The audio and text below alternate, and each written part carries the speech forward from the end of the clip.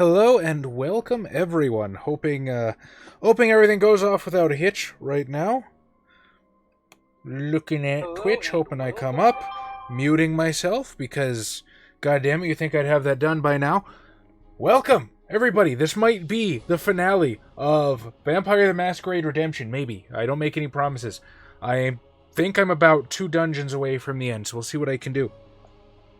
Tonight I have with me the immaculate Jay. Hello, Jay, Computer Smurf. And Russell. Russell, always a pleasure to have you.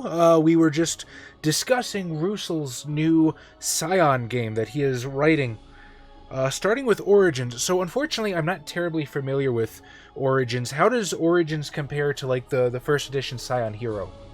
Also, might be talking really loud. Give me 1 second. No, I know I will not. Damn you volume controls. That's not what I want. Sorry, I just got new headphones and all of a sudden they're good again. So everything's super friggin' loud. Alright, there we go. Hopefully I didn't lower that too much for you fine folks. But this was really loud in my ear, so my apologies.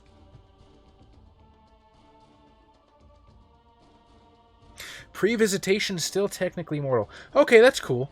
So it's kind of like an extended prelude? Like, do they... I assume they still have some kind of god powers and stuff, right?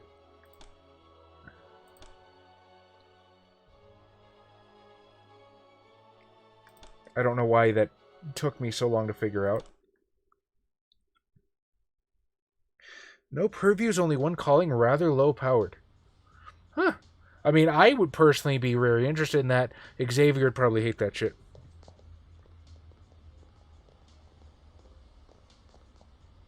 Who else do we have in the viewer list at the moment? Chris313 All Night, a recent follower. Thank you very much for that and welcome. Cosmic Microwaves, always happy to see you here. Decaf Smurf, welcome to you as well. Electrical Skateboard. Fmick5. Philip. Is it Philippe or Philip? I'm sorry, I should have asked previously. Chalk it up to me being an ignorant American. Ash Knight. Or is it Ashen Knight? I'm not sure. Golden Slam, welcome, buddy. A pleasure to have you here tonight as well. Wagwan Breadran. I'm not cool enough to know what that means. But I guess it means hello, and hello to you. Let's see. I picked up Uncle Augie's something or other, and I think I need to read that to get pointed towards the super posh hotel that the Ventrue douchebag is currently hanging out in. I didn't give it to you.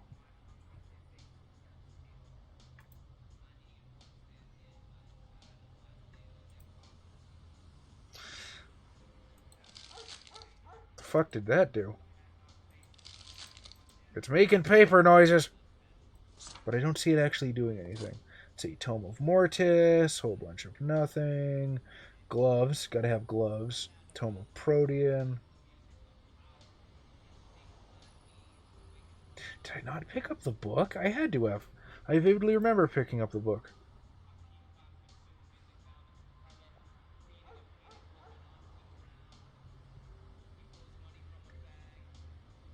Ashy Knight. No, I will call you what you prefer.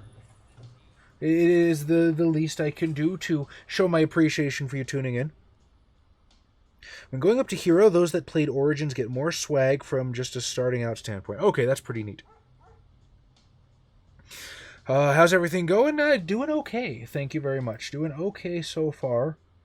Wish I knew what I did with that stupid book. Did I not pick it up this whole time? I'm gonna check just in case. I'm gonna run back inside real fast just to make sure that I didn't miss anything. And if it's totally superfluous, then I apologize. You can chalk it up to me not paying attention to the game audio. Just think, if I installed Age of Redemption, all these guys would still be here. Can I take the elevator? Probably not, but I'm going to try. Because I have no intention of running all the way through here. Yeah, my quest log is not pointing me towards Barclay South yet. And I don't quite remember the intervening points, so gonna do my best.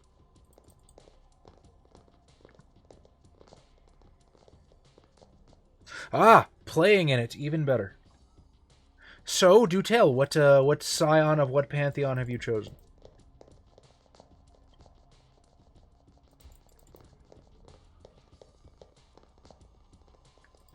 Philip or Philippe, whichever you prefer. Good evening, and please do let me know so I may address you properly.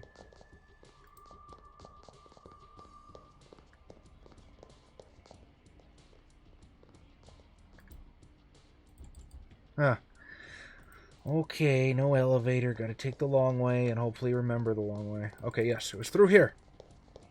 I double-backed several times on my quest to find that particular doorway. Warehouse 2. We are moving right along, folks.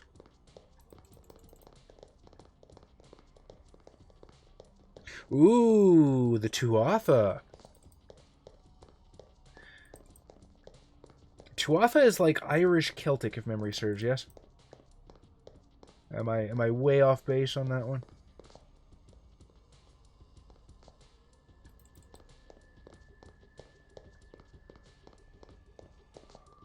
Philip in English.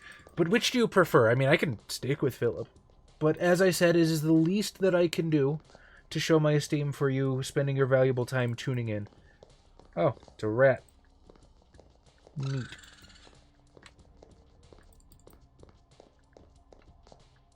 Could have made a true Methuselah with the amount of XP you'll get from grinding with the Age of Redemption. Huh. Okay, that's an interesting point. On the other hand, I have to imagine it'd be kind of boring for you guys. And really just trying to make sure you guys are engaged is my number one priority. True Methuselah and XP. Besides, you guys know I like playing on hard mode. Ooh! I left behind money! Thank you, Mr. Nondescript Ed Giovanni.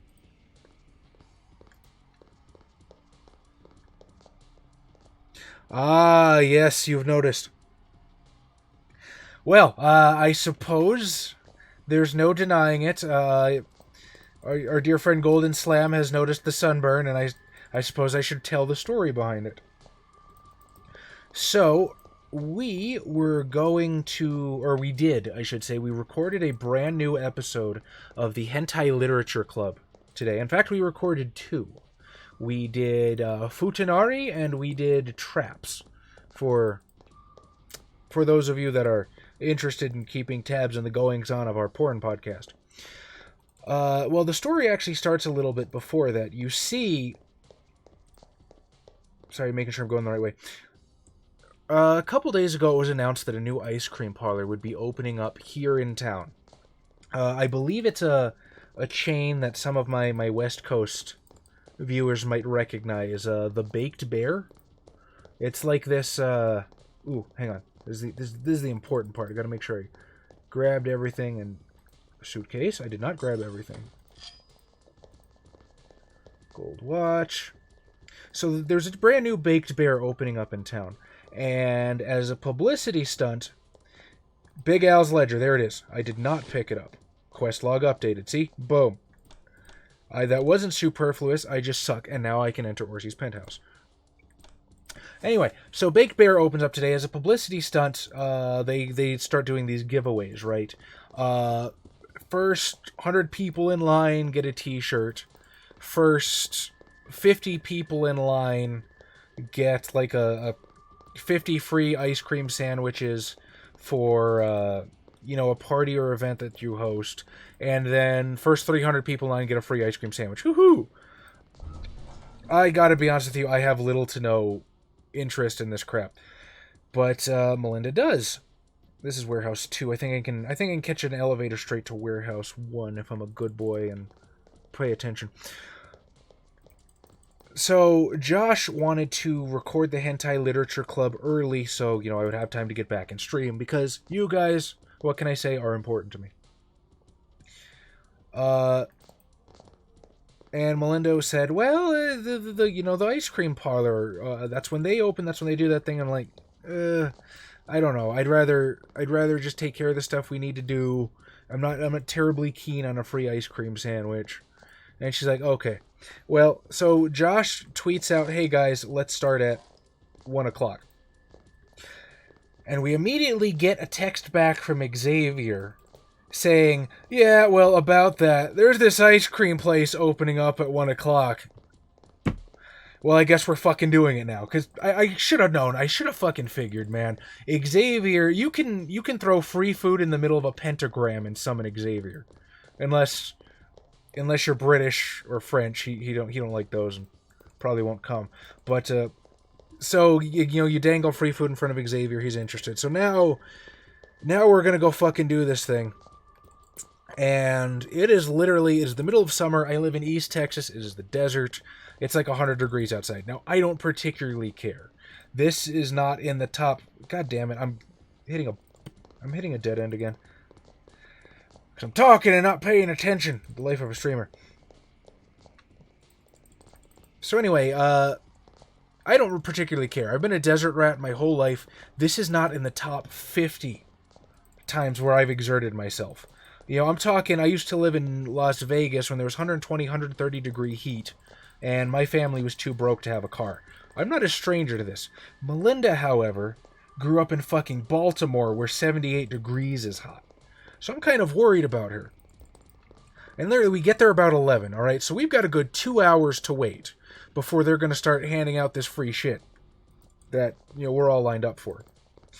And I take a look at this sweeping amount of people. Son of a bitch. I'm going around in circles again. I'm going to try not to do that. Because my story is not entertaining enough to carry me. God damn it, I don't want to go to Warehouse 2. Fuck. Okay. I look around at this sweeping line of people. It gets to us. There's like 50 people ahead of us. There's another 20 people behind me. Josh, Xavier, and Anai from the Literature Club arrived before us. There's another 30 people between us. And then it continues down throughout the parking lot. And I look around, and I can't help but think to myself, why the fuck does this work? You know what I mean? We as a species, as people, are, for lack of a better term, supremely lazy. We will happily fork over cash and pay money for the slightest of convenience. If you can figure out a way to monetize people not having to get off their ass, I promise you a windfall. I promise you it's one of the most lucrative things you could possibly do. So yeah, I truly do not understand how you manage to get 100 plus, 200 plus people to line up for hours in 100-degree heat for a free ice cream sandwich. Because the ice cream sandwich, and mind you, Baked Bear, if you've never seen it before, I really don't want to get lost again. This is there are 3 ways to go, and I've gone back and forth the same 2 ways multiple times. Distracted by I just want to tell a good story, goddammit. Redemption. Alright, pretending I'm paying attention, going this way, which is hopefully the right way, passing the elevator, which I couldn't take. Fuck! No, don't close the door.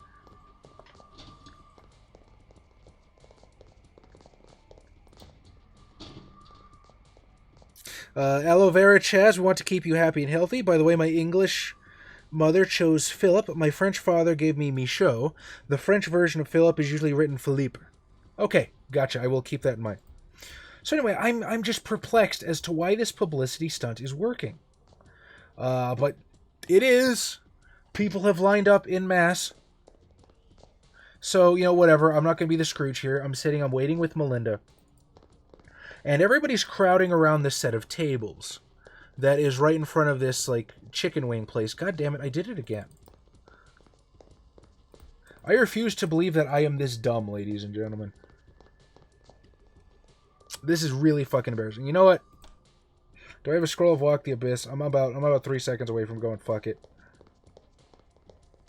No, we are not going to rage quit getting lost in the Giovanni fucking...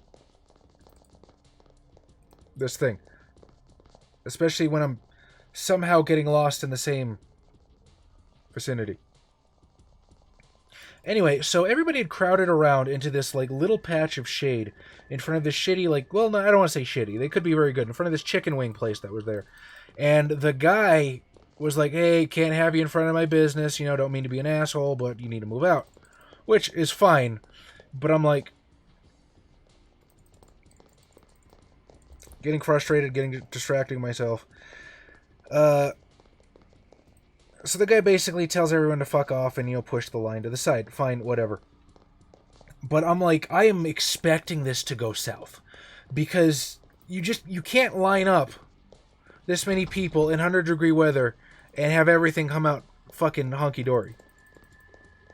Lo and behold, oh hey, look, I did it, you guys. That was a totally great waste of 10-20 minutes. Lo and behold, about 10 minutes later, after the guy does that, and I literally turned to Melinda and I'm like, hey, this guy, if he really wanted to capitalize on this, if he wanted some really good promotion for his business, he should be handing out free water or something, because that would be an extremely awesome thing for somebody to do. Literally about 10, 15, 20 minutes later, somebody comes out of the chicken wing place and goes, does anybody know Enid? Does anyone know an Enid? And this one lady's like, yeah, I know her. She just fainted in there.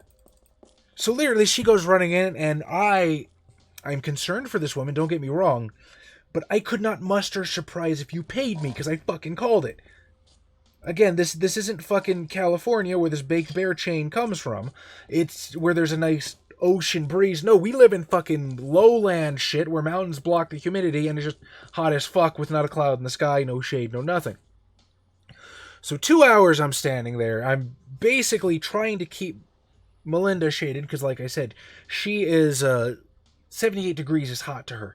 I definitely do not want her heat exhausting. I think I need to listen to the ledger to figure out exactly what needs to happen, but I've done this before. Barclay South.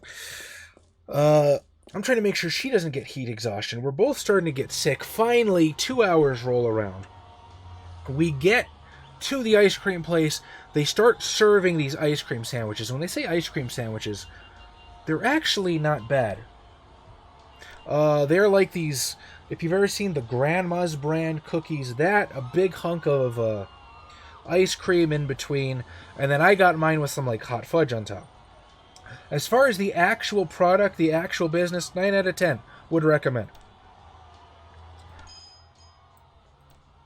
So anyway, we get there, and there's this little girl, right? She couldn't have been more than 4 years old. And she has her ice cream sandwich, and it's coated in like these multicolored sprinkles and this rainbow unicorn shit. And it looks like something a little girl would get. And I notice she sets her ice cream on top of this trash can. You know how they have like the kiosks? I call them kiosks.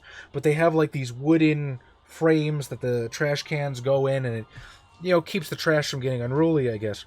She sets it down and then goes back across the store to talk to her mother. And she's tapping her mother on the arm, and her mother's not listening because she's dealing with the guy at the front counter. And the whole time, I am utterly terrified for this girl, because I'm a super neurotic pessimist. And I'm thinking, you know, oh my God, what if one of these idiots over here steals her ice cream? What if it's a crowded place? What if somebody knocks it into the trash can? And I am literally, I probably look like a super creepy pedo, just staring at this little girl on the edge of my seat going, run, little girl, flee, return to your ice cream before harm befalls it. And she's sitting there, and I'm literally freaking out about this. And she finally gets her mother's attention, and her mother hands her an iPad, and I'm like, oh, fuck this kid, goddamn millennial, whatever. So she gets her ice cream and everything's okay. Finally, we get to the ice cream place, and by the time we set foot inside, I am tan-lined, as Golden Slam so delicately put it. Yeah, exactly. I'm assuming 40 degrees Celsius is what it translates to. I don't know what that is, but it's fucking hot in freedom. Free water and tables with shade would be great for that place, or indoors with AC. Well, we eventually did get inside, but like I said, there's 300 people lined up around the block.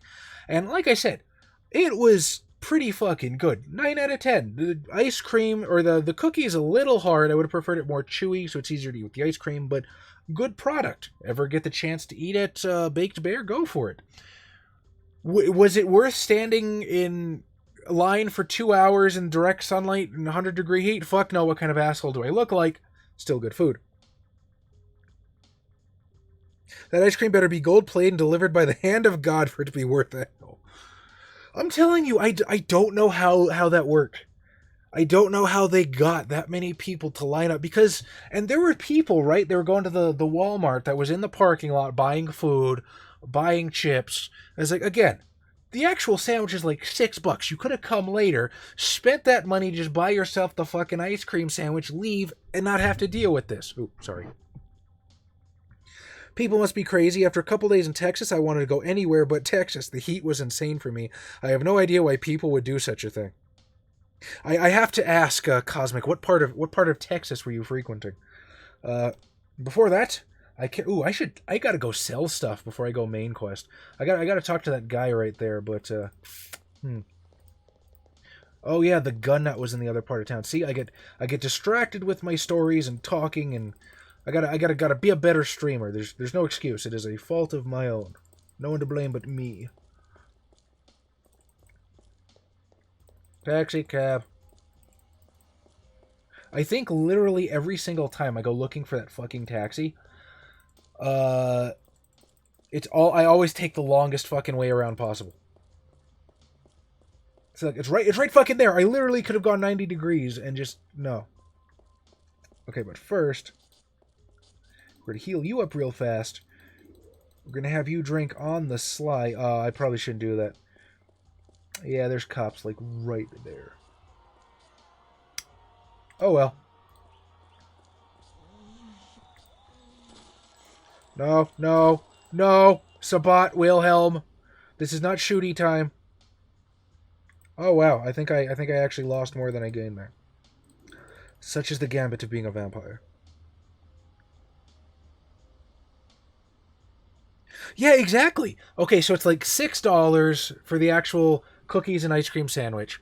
It's $7 if you want brownies instead of cookies, and like toppings like hot fudge and stuff for 50 cents. Again, I got mine for free. Whoop-de-dick. Because I did the fucking publicity stunt.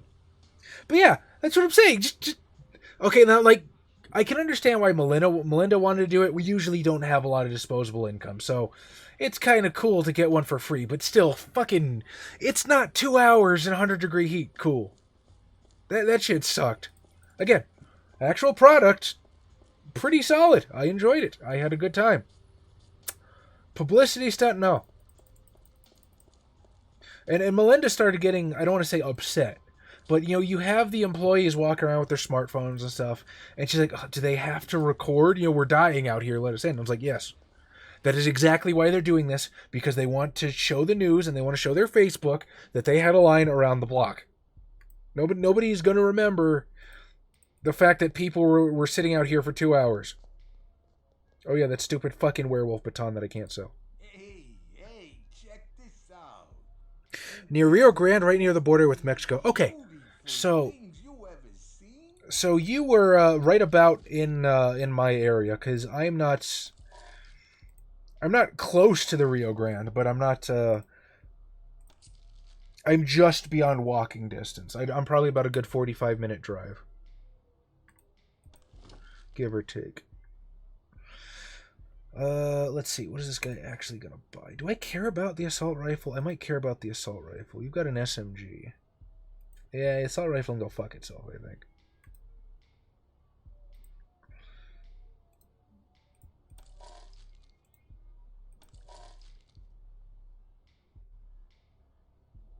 As someone who coupons before going anywhere, I understand the allure of free, but that level of waiting requires some damn good prep work, or else it isn't worth the heat stroke. You know, that's a good point, too. Like, a lot of it is probably us, or me at least, being a dumbass. I didn't bring sunscreen, clearly. I wonder if I sell this, like, plus app bracelet, if I just watch the prices go up before my eyes. Guess not. I didn't bring sunscreen. Melinda didn't bring her parasol. You know, we eventually got water and drinks because there were other businesses that were already open there. But you know, we didn't bring bottled water, so we're not. God damn it! Why do I have an alarm set for 9:45? Weird sleeping schedule, people. That's all I can say. But yeah, like, so I accept my portion of the responsibility. I accept I did not plan as well as I could or should have. Still, and Melinda asked me. She's like, you know, do you think this was a bad idea? You know, maybe we should have come later. And I leaned in, and I whispered in my ear, baby, I think everyone here is an idiot. And I guess up to and including me. I can't deny that.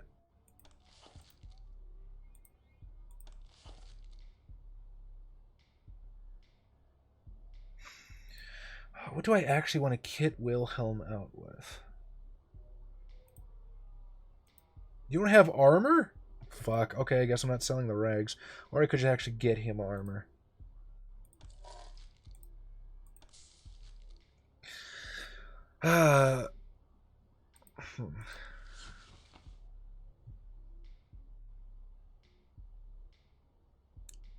Still, that's ludicrous. I agree with you. $6 US is about $8 Canadian. I'm not rich or a snob, but I'd pay and go later. You and me both. Thanks for the temperature conversion. I also thank you.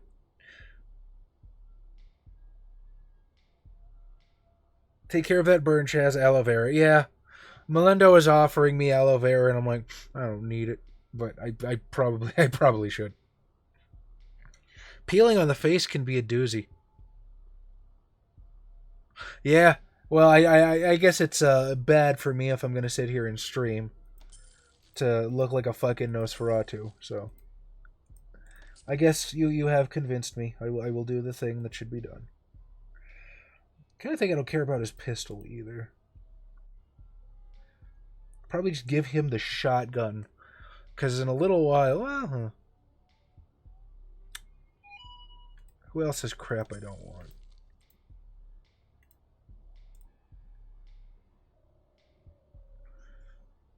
Ledger, poison antidote. See, I'm debating about whether or not I should up my armor. Because Orsi sucks, Orsi's a bitch. I'm not worried about killing him. Vukodlak is a motherfucker. And I remember on my first playthrough, he was basically just one-shotting me. So I went in with like 6 backpacks full of Scrolls of Awaken, and that's how I eventually did it. Now, it could be because I didn't bother to upgrade my armor from the very beginning, and I'm wondering if I want to do that. Or if I'm just going to say fuck it and go with what I got. What is my Nosferatu? Let me see my Nosferatu's friend's stats real fast. Okay, I boosted your dex to hell and back. Should be relatively good with the weapon, although I still think I'm going to outfit him with a shotgun because not very powerful. They are fairly accurate because you can hit everything the fuck in front of you. And everything else just seems to miss terribly. So, shotgun.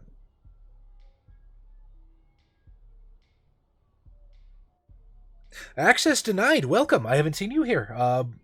I certainly hope you enjoy your first time in the stream. There's a really easy way to own Vukodlak. I am listening by all means. I mean, hey, go ahead. Far be it for me to... I try never to turn down free advice. Now, normally I would say, well, I want to try to do it myself, but I've already beaten the game. So...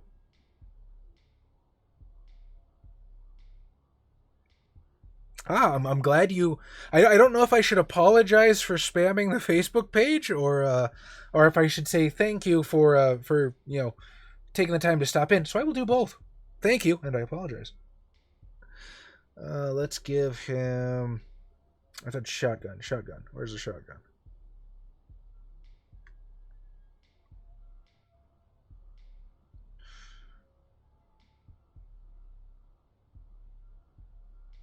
Shotgun. Boom. And I still have plenty of leftover ammo from Pink that I never used. Alright, we'll give that to Samuel. We'll keep his machete because everybody needs a wappity stick when, you know, plans go south. Freeze absolutely wrecks Bukodlak plus Rain of Fire. It's cheese as fuck, but it works extremely well. It's what I did in my long play of Redemption. Oh, cool. God, son of a bitch. Shut up. Probably up armor. Turtling in games is your style. It's because I don't know if I want armor or more scrolls. And then I can also buy sacks of blood to carry around. Maybe I'll split the difference. So you mentioned your long play access tonight. Do you have a YouTube channel of your own? I'm assuming if you're in the White Wolf gameplay or RPG and media gameplay Facebook group, you probably do. Let's see. Reinforced clothing, 10-10-10. Light ballistic vest, fire resistant suit.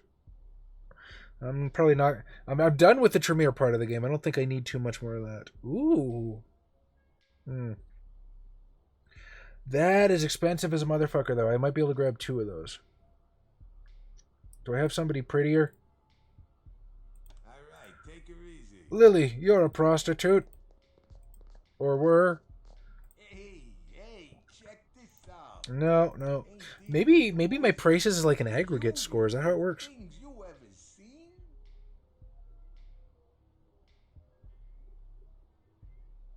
More armor means you don't need to have as many scrolls, unless I still get one-shotted.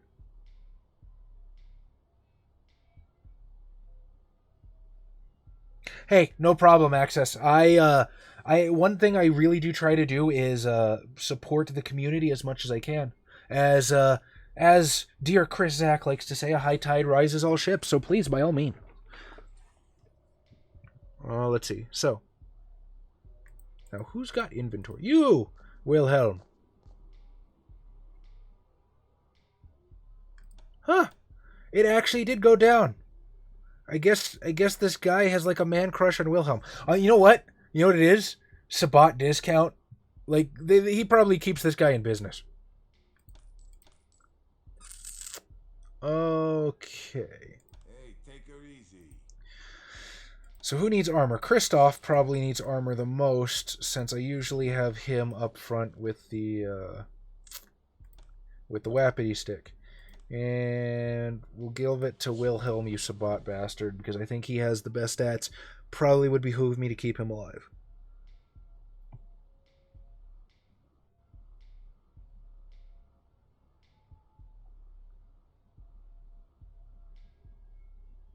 I too have become more and more attached to the Ventru in recent times. I used to be all about the low clans for some reason.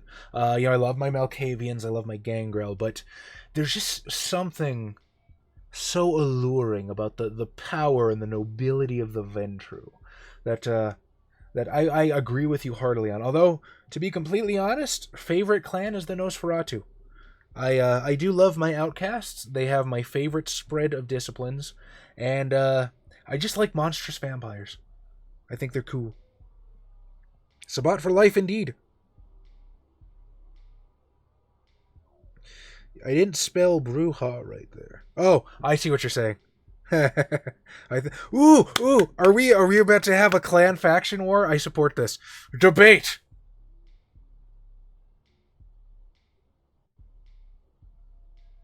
That's another thing too. I never saw myself as playing Bruja ever, like in a game of Vampire, because I guess they sort of wrongfully get dismissed as the combat guys, because they go in, they have potence, they have celerity, and that's usually what draws them. But I think that ideal, you know what I mean, that adherence to something greater than oneself, and I guess sort of grappling with whether or not such an ideal really is the right thing to do, I think that can be super compelling. I like Vampire. That's all of the clans are cool to some extent.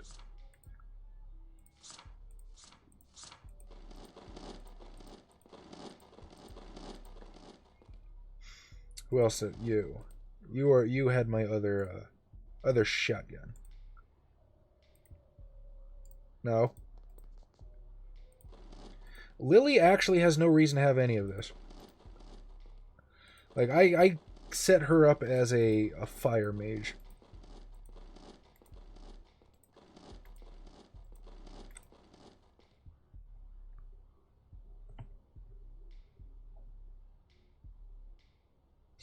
Technically, only ever got to play one tabletop VTM game. Tried to do 3 more campaigns, but it all fell through. I'm sorry to hear that. That's the sad song of the tabletop gamer. It's altogether too common. Let's see. Assamites are still the best clan. I think you mean the Banu Hakim, sir. According to Matthew Dawkins. Which, honestly, usually I'm a stickler for lore, and I don't like changes like that. But I absolutely think Banu Hakim sounds a lot cooler than Assamite, so I'm not going to complain. Inventory management. It's what you all came here to see, right?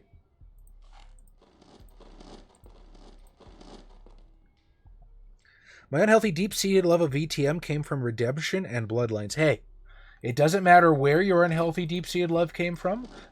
All that matters is that you have an unhealthy, deep-seated love, as do I. Welcome. I was one of the probably 5 people on Earth post the 90s that actually played the tabletop first. And then I started playing Bloodlines because I wanted more of a... What is the word I'm looking for? I wanted sort of an example of the setting to make sure that I was doing it right because I was the storyteller. Hang on. Must fill quick bar with Scrolls of Awaken.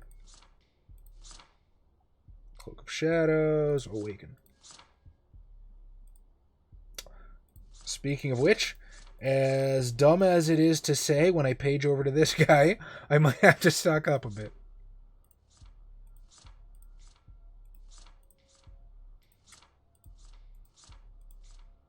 You say overkill. I say... Yeah, it's probably overkill, but better too much than not enough. You'll have a weird way to spell Tzimisce. First of all, Grimnir, welcome. Pleasure to see you here. Second of all, fuck yes, Tzimisce. Tzimisce is my second favorite clan. They are fantastically awesome, and anybody that disagrees with you is wrong. Venture is good in Bloodlines, except when you go to the Haunted Hotel. Your clan weakness makes feeding a pain. I don't think I've ever done Ventrue in Bloodlines, come to think of it. I did Tremere. I don't think I completed my playthrough as Tremere. I think I got up to Hollywood. I completed as Nosferatu, because of course I did. I completed...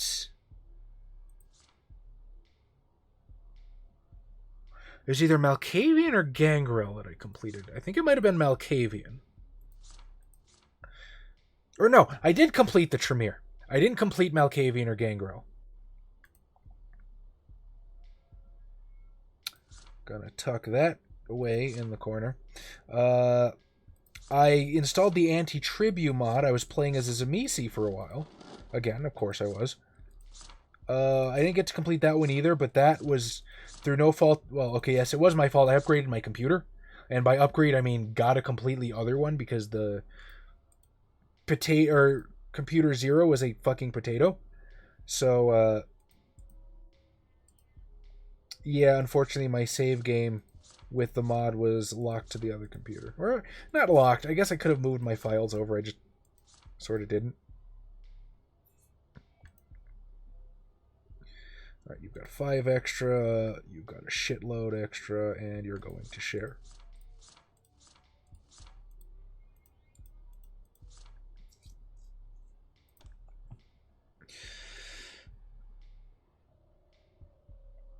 Cosmic, you vote for Melks. Melks are fantastic. I love Melks. I think everybody loves Melks. You know, there's something I did make that I think you might enjoy, especially if you're playing Redemption. I made a virtual reality space of the convent. I'll send you probably... I've seen that!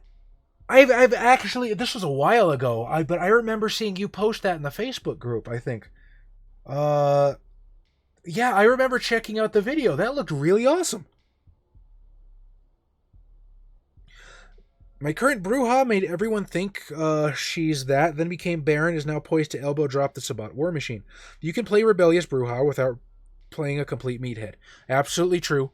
I fully admit that my views were not immediately as nuanced as they could have been. In Bloodlines, the Tremere are the most powerful, though. Auspex, Domination, Thom is Beast, even with Thom being nerfed. Yeah, I remember I made definite good use of that Blood Bullet. Also, Blood Shield, and... fuck, what else do they have? The one where they made people vomit and kill themselves. I don't remember if that was Dominate or Thaumaturgy. Probably Thaumaturgy. Anyway, yes. Fantastic. I personally would prefer Lasombra over Ventrue. For some reason, I find Ventrue more of a power-for-power kind of clan. Sure, they can be interesting as characters, but the clan as a whole is not my thing.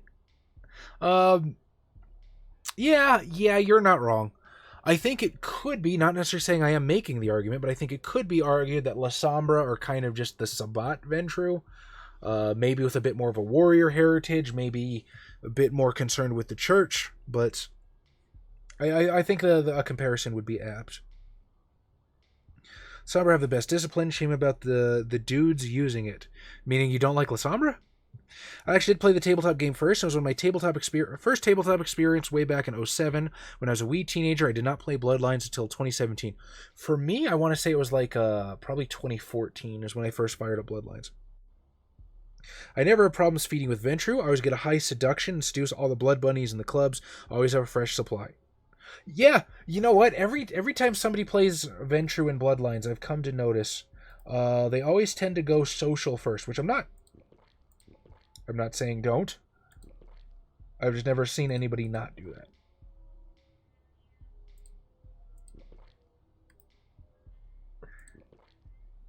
Alright, Nosferatu needs blood.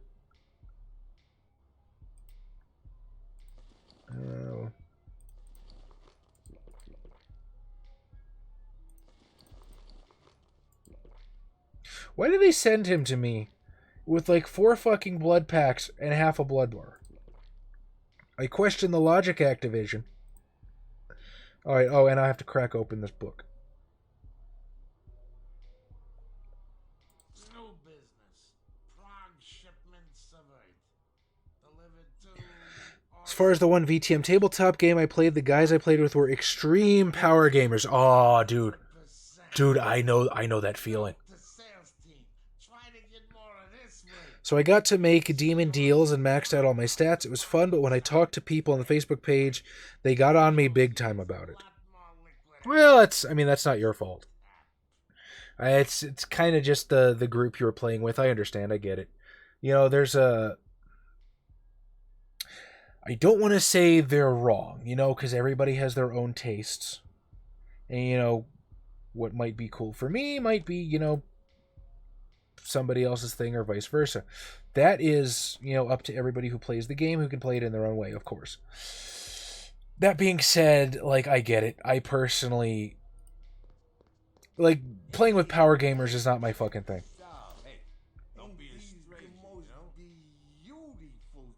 Back on your VTM kick lately? Always happy to hear it. I bought all the crypt cards from Jihad just to check them out. If I don't like to play the game, assuming I can even find people to play with, I might end up just collecting every card out there, or try at least. They'll also bring Vampire the Eternal Struggle back, from what I hear. You were absolutely right, Access. They're bringing it back through a company called Black Chantry, which were basically the higher-ups from the... was it Vampire Elder Kindred Network, the guys who have been more or less trying to keep Vitez alive for the longest time. Anyway, Black Chantry is shit. Fuck. Don't fight, you guys. Into the occult shop. Yes, anyway, you can get... they're not quite new, but you can purchase Vitez cards on DriveThru RPG. I think they're like, it's not booster packs anymore, though. It's like I don't know if you're familiar with the term living card game, where you buy, like, sets of cards that are already predetermined what you get. But yeah, that's basically the business model they're going with now. It's about, I think it's like $25 for 100 cards or so. And then $50 you get the complete set, which isn't bad. I mean, compared to what a lot of people will spend on boosters. 10 boosters back in the day was... fuck, was it 11 cards for a pack? I think it was 11. So $50 would get you about 110 cards, but not necessarily every card.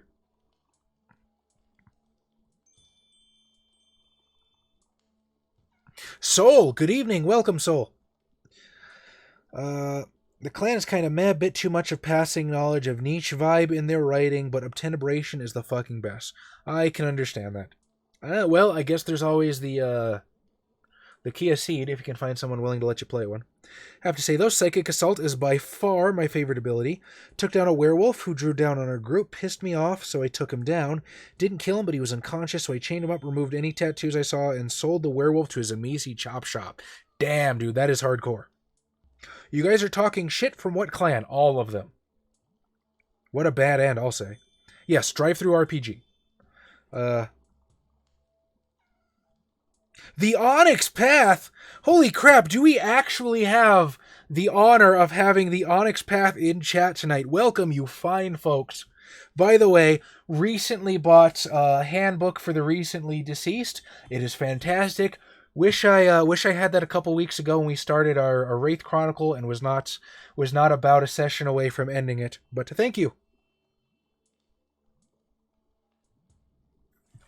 First time I encountered VTM, I was 10 to 11 years old. The website where I found some text about Camarilla clans did not specify it's a tabletop game, so at that time I really wanted to believe it's true. I very much look forward to it. So, if you wish to remain anonymous, that's fine. But as an Onyx Path fan, I have to ask, whom do I have the pleasure of talking to? Matt McElroy, perhaps. That's just a hunch. I don't think Rollick and Rose still technically works for you guys anymore, right? She went freelance. I'm just curious. Again, you don't have to say. See Turco 1. I hope I came close to pronouncing that right. Welcome. Good evening. Glad to have you here.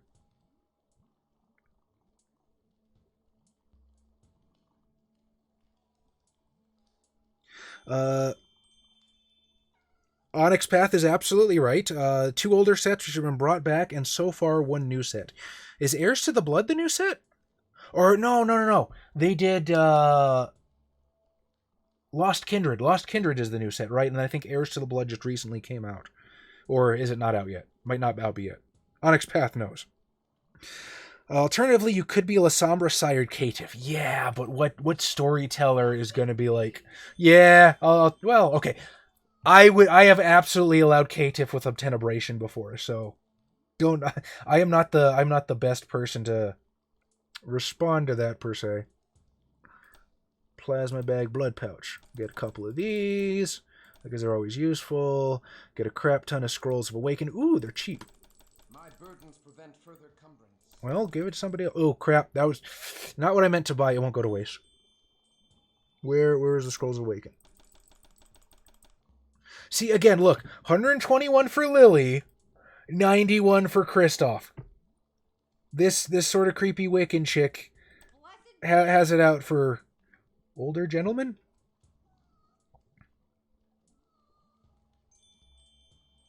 After I get these cards on Wednesday, if I like them and at least want to collect them all, it's a stupid move because I collect playsets of entire Magic the Gathering sets. Access, we've all been there, man.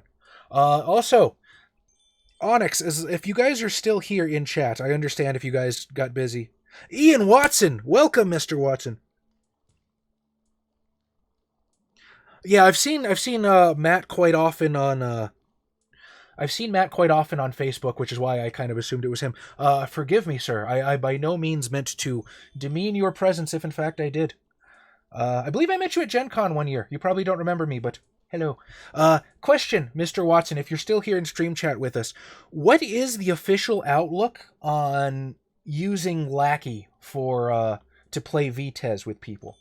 Because I know my understanding is that Vecin, and I guess by extension Black Chantry, don't necessarily endorse it, but they've kind of been supporting it as the way to play, and I don't want to recommend anybody go to Lackey if that's not cool.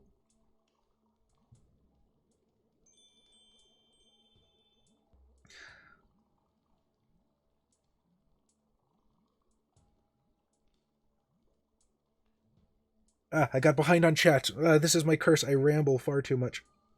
One of my favorite PC games ever, VTM for the win. fully agree with you. I love this game. It has so many flaws, and I'll be the first to admit it, but I love this game. I love playing it, and indeed. She's a right spooker. Candles burn out in her presence, being a nuisance to the good folk of Venice, mildly weirding out the rest of the coterie. Good role player, holds yourself back from interacting because of her abyss path and some story stuff.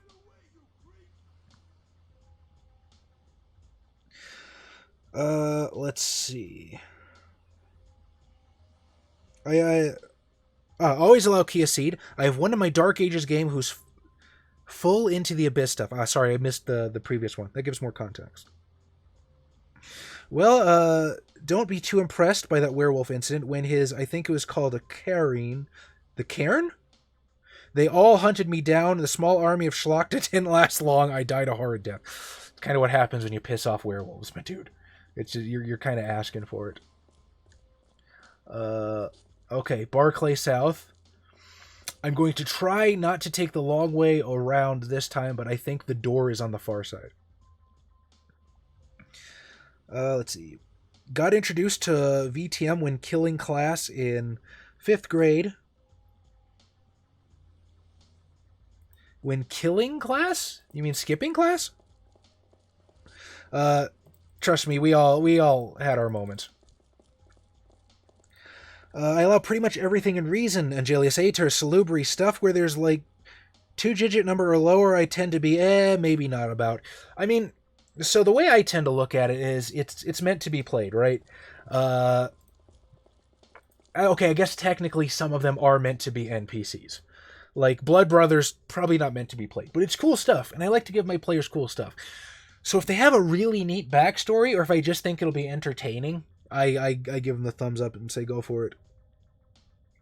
Naturally, when they got to my mansion and the writing was on the wall, I turned on Who Let the Dogs Out on the sound system and went down swinging.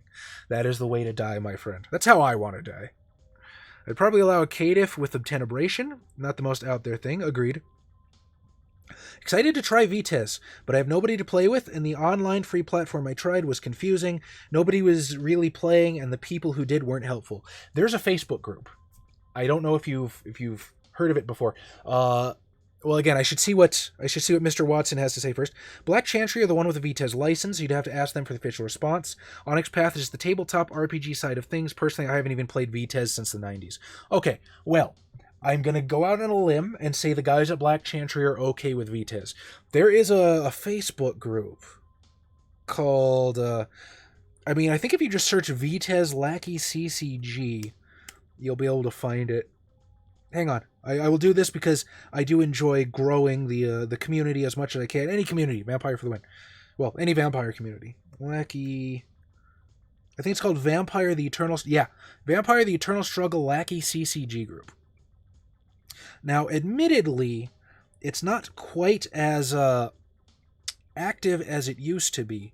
But this is probably the #1 place I would go to find players. Here. I will do my duty.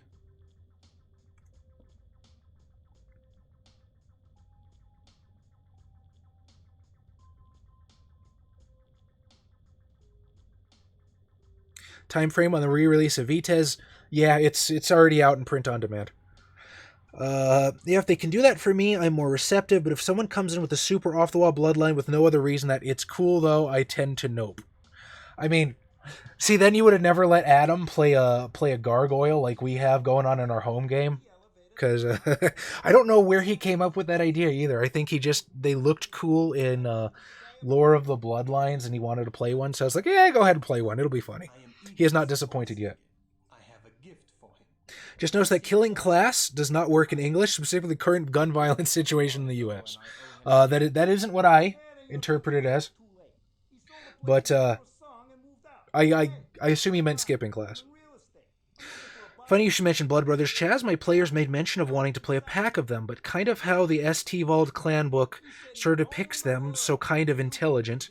Gonna give it a shot in November. Hopefully my ROT Rise of the Rune Lords game will be done by then. As mentioned, already out, albeit print on demand via drive-through cards. What means thou? Yeah, I intend to get my print on demand set. Oh, speaking of which, if I may ask, Mr. Watson, I'm sorry to... I don't mean to make you a workhorse. Do you happen to know when Prince's Gambit is going to be available? Because I am very much looking forward to doing that. And maybe we can get some live play of that on our YouTube channel. I think our audience would be super keen on that. Where is it? No idea. Wish I could help. Can't help. Gotta go. Wait. Got no time.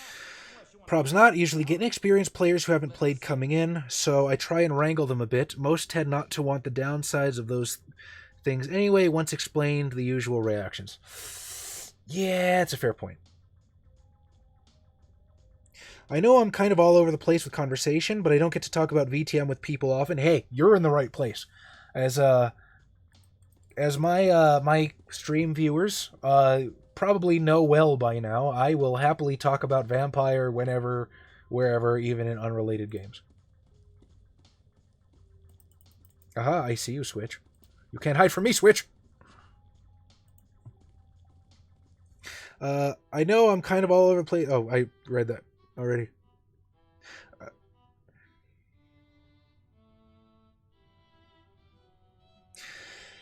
Venture is my favorite clan, unless the Cappadocians are available to play. I read the Last Supper book because I knew I would never get to play it, and it was an amazing read. You're referring to the Last Supper book. You're referring to like the Giovanni Chronicles like campaign, right? I'm assuming.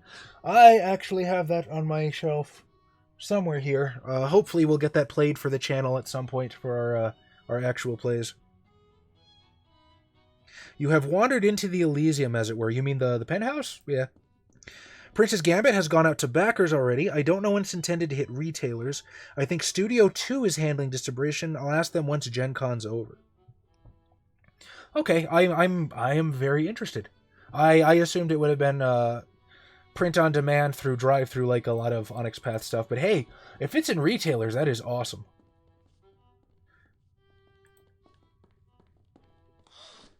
What? I have read through it too, and it is super cool. Painter's palette. Kia Seed are cool. I think the Magar are way more interesting, specifically you intend to cross over with Fey-Blooded. Unfortunately, I am unfamiliar with the term Magar, and I apologize for admitting that because it makes me seem like a noob. Is that a Changeling the Dreaming thing, perhaps? She may be Meant more in line with what Access said about not getting to talk, and this place being well into vampiric stuff. Aha! Oh, yes. I am the Keeper of Elysium. Come to me. Nerd out in my presence.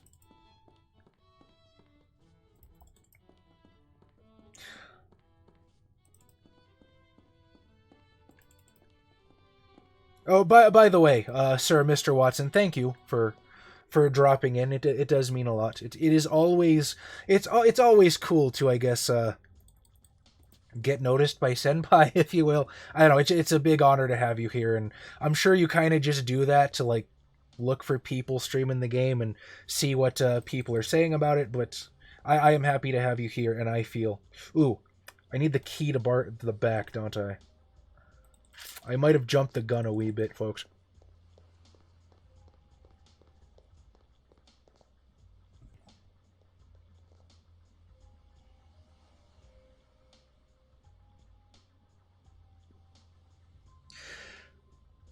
Blackhand, A Guide to the Talmahera covers the Magar. Okay, I'm sorry. See, now I have to admit in Mr. Watson's presence that I have not given as much money to Onyx Path as I very well could have. I have backed Kickstarters though, so you know, not entirely being a cheapskate. Oh, cool! I guess it just unlocks itself. Magar's when Fey Blood is embraced. My storyteller would usually let me get the Kia Seed ability where I can see if someone is lying to me. I always choose a black ooze coming from their mouth when I saw them lie. Oh, yeah! I think Byrick Ash has that. My Kia Seed in the Rise of the Free States Chronicle. I think his eyes just bleed when somebody lies to him. Super cool ability. Changeling Feyblade. K-Knight's covered in V20 Black Hand and is the default assumption of Kia Seed in V20 Dark Ages. Magar, a superset bloodline of Fey-blooded vampires, and Kia Seed are a subset which sort of took over. Gotcha. Thanks very much for the information, guys. I appreciate having such supportive people. Thank you. Before some derp La Sombra made his bloodline and hijacked the name. Alright. Don't kill me. I'm almost done. Alexandra Ruthven. I never noticed that reference before. We shall not kill thee. I see you, John Polidori. I just need a little more time. And please, more blood. I beg of you, a rat, a little mouse, anything. Alexandra, it's me, Lily. Lily? They've taken you too. That's a cool visual descriptor. I play it as being they hear the voice and then an underlying current of the person's voice softly saying lie, lie, lie. That is awesome. That is super Wraith the Oblivion. I love it. Dry thy crimson tears, But honestly, that's such an open power. You can really do it with any effect. and we crave his I'm super keen on it. I know where his factory is.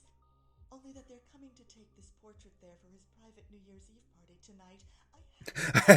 It's a V20 book, so I would hope it works with V20. I would too. No one will. Right? Isn't that cool, Soul? Hey, how do you think I feel? I have him in my chat room. I'm sorry, Mr. Watson, but you are a rock star around these parts. Oh, Lily. How sweet to see you again. And how bitter to find you, only to lose you again. But we can be together. Yeah, V5 is White Wolf book, so most of us haven't seen it yet. Honestly, I don't think V20 is going to be terribly difficult to convert to V5. Like, I mean, I don't know how much you can see, but I've spent a good deal on V20. Clearly not enough. My apologies. But I spent a good deal on V20. There's some revised stuff, some second edition stuff. I'm not just going to toss that all away. From what it seems like, at least from the pre-alpha, it looks like the biggest issues are going to be like merits and flaws. Better be brilliant. Oh, I got to kill these Venture dudes real fast. you who are finished. And that will be brilliant.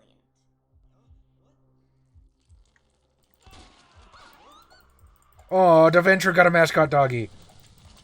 Why do the Venture have Protean? Rest of Orsi's factory. Let us go. My thanks to you. Anyway, as I was saying, I think the biggest issue is mostly going to be like merits and flaws, where in like V20 revised second edition, you'll get merits and stuff that are like, oh, difficulty -2. You know what I mean? Well, that stuff doesn't really fly in V5 with the set mechanics, May I go with set difficulty rolls. Lily. You might play that as... So I've actually been thinking about how I'm going to handle that, and I'm going to wait until I have my hands on V5 and I've actually played a little bit to say for certain. However, From your bondage. Go.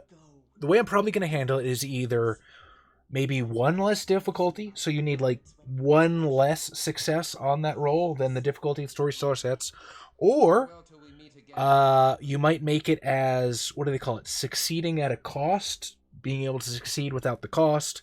I've got a number of ideas. I haven't quite figured out how I'm going to do that. Oh, crap, I wasn't paying attention again. Infiltrate or see factory. Will do.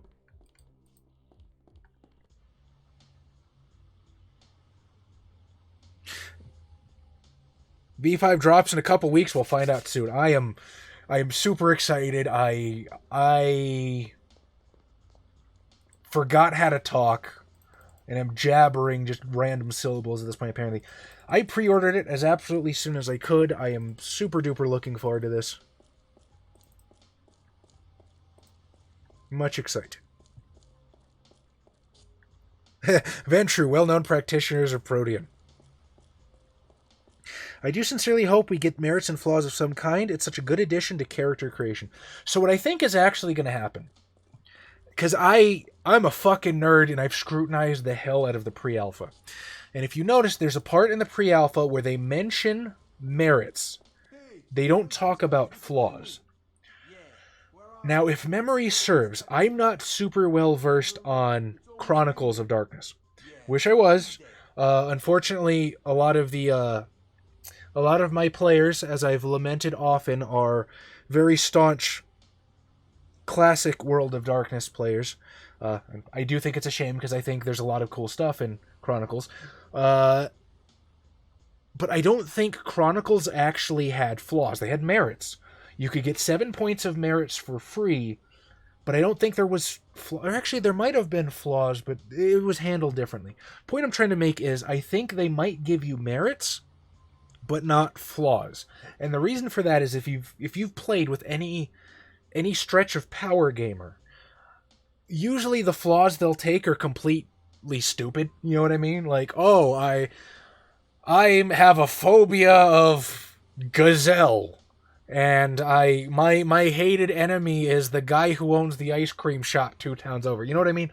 Like, they deliberately try and exploit it to get free extra points, and these flaws no longer become an interesting way of making the crunch fit the fluff. They no longer become a way of fleshing out the characters. They become power gaming Murder Hobo's Paradise, and I think they might get rid of flaws to prevent that. I don't know how I feel about that. I'm not necessarily against it. But at the same time, if I decide I really want flaws later, they're easy enough to house rule in. Just give them a set amount of starting XP, kind of the way they handle flaws in the Mind's Eye Society Vampire the Masquerade book.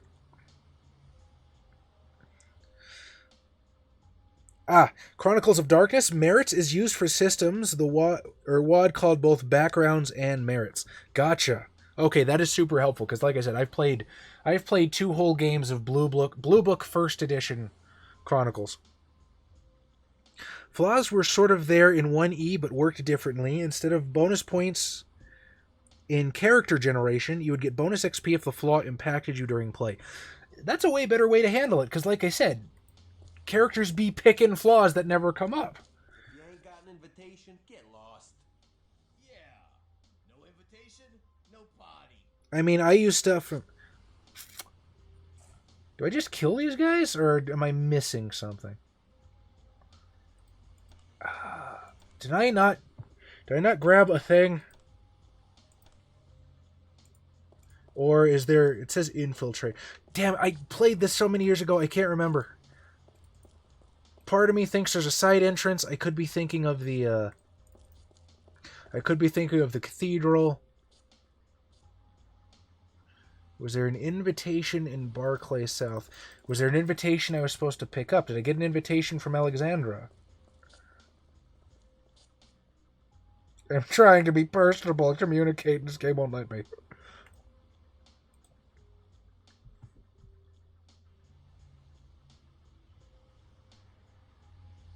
I use stuff from V2. There's no problem here, really. I agree, Soul. My games are this weird hodgepodge of, like, we'll have 2nd edition stuff and V20 stuff. Well, we use V20 mostly, but I'm gonna check Barclay rear one more time just in case. Just to make sure I absolutely didn't forget anything. I feel like that stuff is more malleable, though. I give my players thaumaturgical abilities from older editions, too, because Oneiromancy is nifty. I am not about to admit the fact that there's yet another thing I have no context for. So I'm just going to pretend I know what Oneiromancy is and move on. Sorry for the wall of text. Not at all, Access. I usually fuck myself in flaws. Current character I actually play has the flawphobia, necrophobia, and vengeful abuse. I thought it might be fun to make like a severely nyctophobic Malkavian at some point. Just to think about. Yeah, I don't think there's any point talking to you. Okay. Gotcha.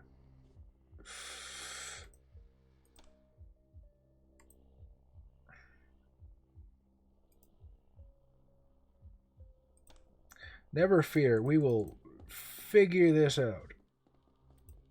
Eventually. Well, I vamp for... Ooh! There's another door, you guys. Another door. That means there's cool stuff, or I might die.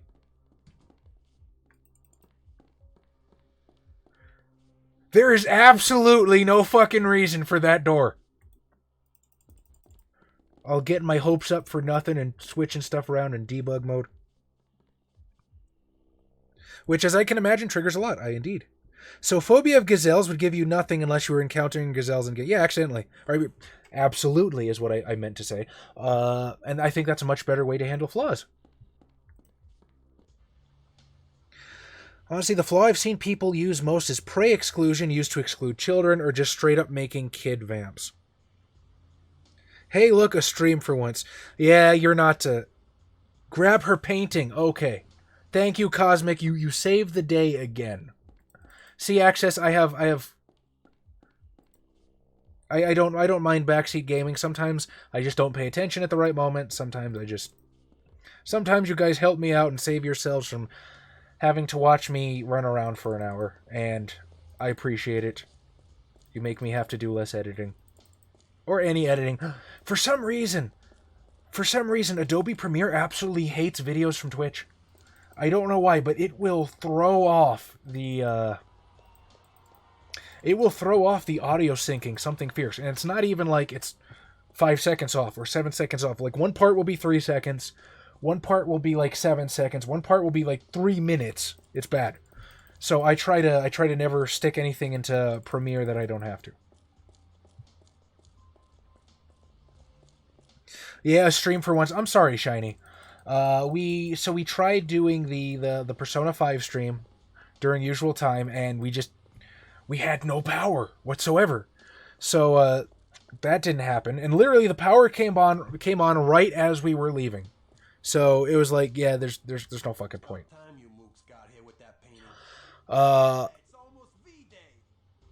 Then I talked to Xavier today when we were doing the Hentai Literature Club podcast, and he said that Tom couldn't find the antenna part to the Wi-Fi adapter I gave him. I'm like, dude, why didn't you call me? I had an extra Wi-Fi adapter. So they went to Walmart, got another Wi-Fi adapter, installed the new Wi-Fi adapter that Tom had purchased, and by the time they had finished, the computer needed updates, and they were just like, nah, we're done. So, but hey, that's Tom. I can't necessarily communicate with, or necessarily speak for Tom, I think is the turn of phrase that I'm looking for. But I will have you know that I am here diligently.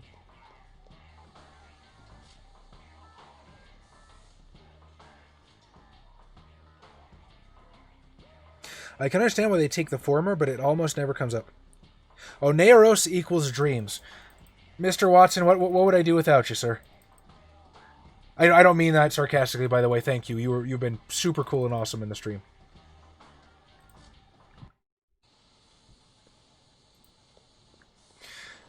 Yeah, Chaz is a shill. Chaz sucks up to Onyx Path. Have you ever had Onyx Path in your stream? It's kind of cool.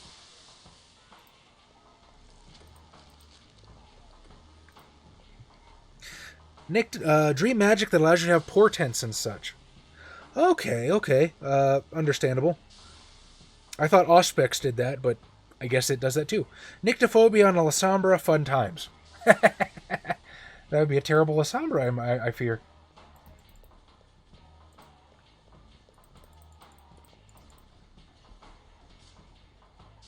Grab her painting. I did, Cosmic, and you're awesome. You know what they say, 3 best things in life. Getting laid, getting paid, Gatorade. You know, I'm just not that big of a fan of Gatorade.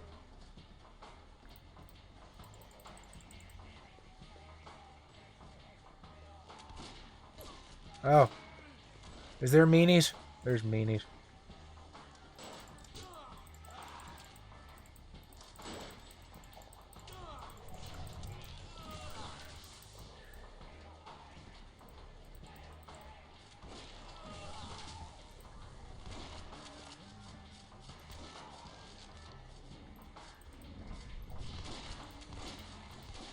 Oh.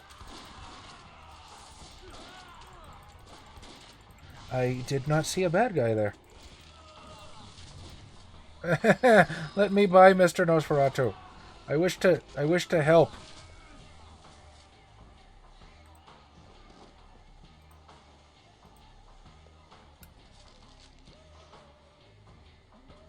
Oh crap, falling behind. Try out Freeze plus Rain of Fire combo on Vukodlak. You'll see how broken it is, as well as Theft of Vitae. What discipline tree is Freeze in? I'm assuming it's a branch of Thaumaturgy? Lily might have access to that. I'll have to check. But I will absolutely try it. I know for damn sure nobody is expecting to Freeze at the moment. I will see if I can pick it up before I head into the Cathedral Flesh. For me, it's a crime to forget all the books in the past. Each one is so well written and full of awesome drawings. I'm really looking forward to have V5 as an edition. That's kind of how I feel. I paid good money for my stuff, and I'm going to use it.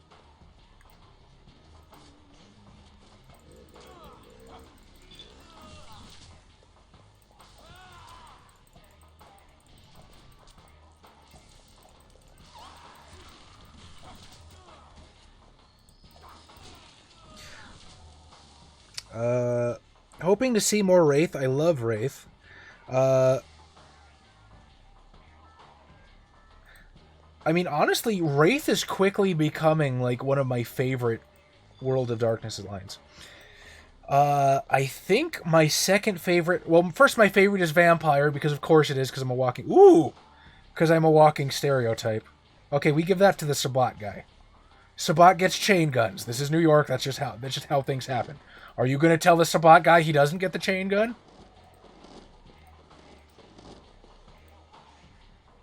This thing probably has 3 rounds of ammo.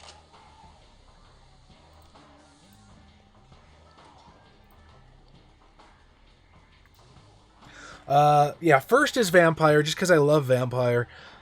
Second favorite would be Werewolf, because I really love that, I guess, animistic, shamanic, savage flavor it has going on. I'm the kind of guy that always plays, like, shamans and druids and barbarians and D&D, so it's just kind of up my alley. Third is definitely Wraith. And the cool thing about Wraith is, if you're familiar with Vampire, there's not a whole lot of learning curve. I guess, I mean, there still is. There's gonna be every time you take on a new game, right? However, I guess what I'm trying to say is with Wraith, it's much less of an issue, because the political structures and whatnot are still largely the same. You still have the hierarchy that acts as your Camarilla. You have your Anacreons, who act as your Primogen. I guess Wraith Necropoli don't usually have a prince, but I mean, look at Necropolis Atlanta. They have Governor Jim, so you could have a prince if you want.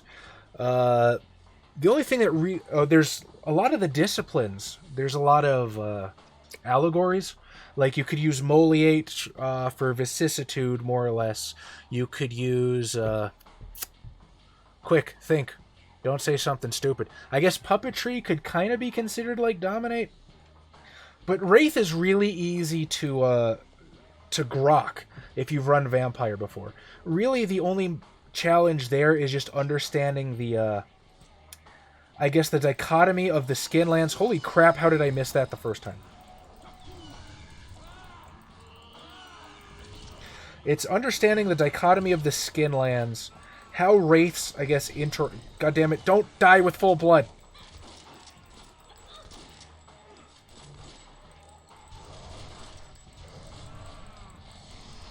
Figuring out how the skin lands work, figuring out how Wraiths interact with the skin lands. Once you've got that down, if you understand Vampire, you're pretty solid.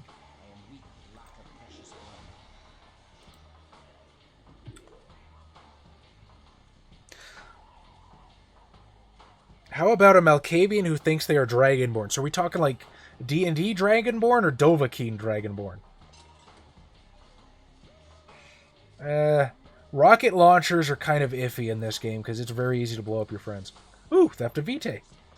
Hablo el Diablo. And Majesty. Stupid question. These vampire bundles on drive-thru cards are actual cards and are pretty much starter decks, right? Not printable proxies. If you order the cards, you get the cards. Product description shows everything created in that particular set, I believe. Oh, wow, I'm way behind.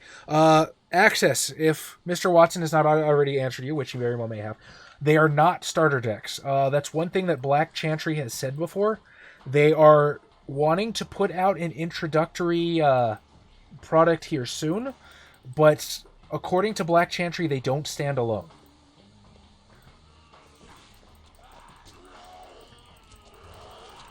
But no, they are not. They're not proxies. They are. God damn it, Christoph.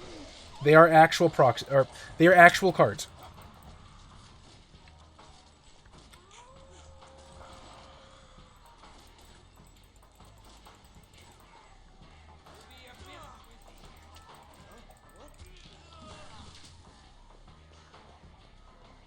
I could have sworn one of them went this way. I guess they got shot.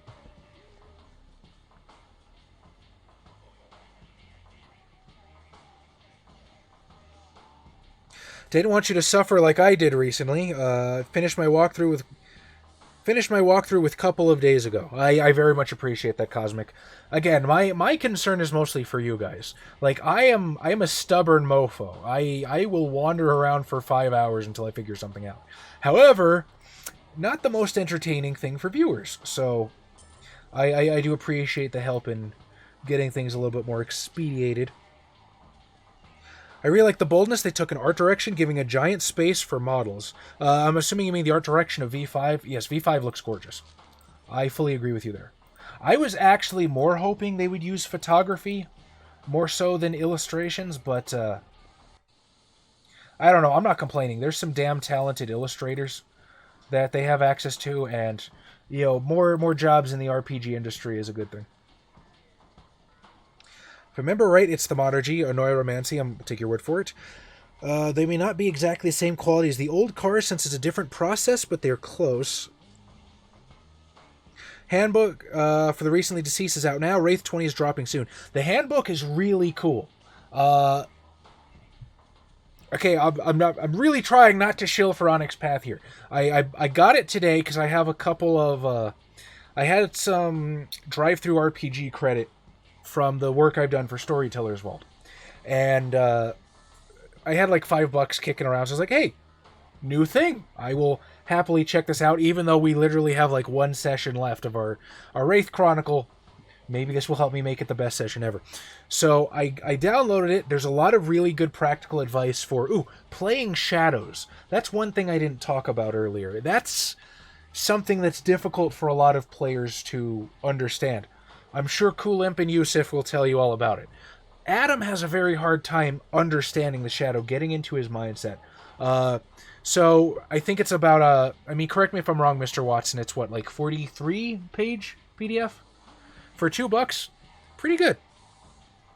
May I ask, Mr. Watson, why is it you decided to put out a product like that? Because to the best of my knowledge, I don't think Onyx Path has done that with a game line before. Is it because the original Wraith had such a I guess short shelf life that you thought it would behoove you guys to introduce people more gradually to it, or is it more because Wraith has things like the I guess the cosmology of the Shadowlands and the Skinlands and the Shadow that you thought, hey, maybe we better explain this. And now that I asked a question, I better hurry my ass up and catch up. After seeing a few V5 alphas, one thing that has me a bit worried about V5, and I do mean just a bit, is that you seem to get compulsions to feed often, i.e. just fed, metahuman, must roll self-control. I can just imagine myself looking at the storyteller and saying, I'm full, buddy, I just fed. I don't think you can get compulsions if you're full on blood, number one. Number two, after the alpha playtest, White Wolf has come out and said that they didn't like the way compulsions were working, that they happened way too often. They worked on fixing that. Vampires suck. This is a physical truth of their being. Vampires do actively suck blood. Long hair, black leather, hanging out in a dingy industrial area using Protean. I mean, yep. Yeah, sounds like Ventrue to me. Sorry, it's not Rain of Fire, it's Firestorm in Lure of Flames. I maxed out Lily's Lure of Flames because I figure, hey, I'm going to make her a mage to replace Serena. So, yeah, she absolutely has that. Freeze is called Prison of Ice under Blood Rituals. I will check that out. Got some fun announcements coming out at Gen Con. Keep an eye on our social media. If you're not going to be there, I will be there, Mr. Watson. In fact, I will say hello. Probably. I assume I'll have the time.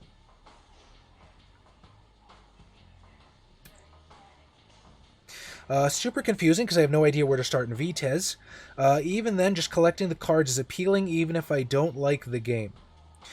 Skyrim Dragonborn. Oh, wow, I'm super behind. Okay. I believe if you Google Rose Tattoo Productions, the guy David Tattoo still sells starter decks. That's where I got mine. I got Malkavian Anti-Tribu. I have Zamisi Anti-Tribu banging around somewhere here, and I have the Nosferatu Sabat Blackhand deck. Yes, Rose Tattoo Productions. There's also a couple of sellers on eBay. Find a starter deck. Now, if you get started on Lackey, the Lackey CCG plugin, and again, I gotta catch up on chat, so I won't spend too long explaining how to do it. It's super user friendly if you Google and do some research on how to do it. The Lackey CCG plugin has a whole ton of pre-made starter decks that you can use, and you can just load one of those if you find somebody to play with. I find that as a setting, lore-wise, Wraith is a bit more complex than other parts of WoD. I don't know if it is, because if you talk about Vampire, you have stuff like, the 2 Anarch Revolts, you have the K-Knight Heresies, you have the different sects. Again, I think cosmologically... Oh, I got the eye of not doing crap for a while. And apparently my mage doesn't want to do stuff either, so...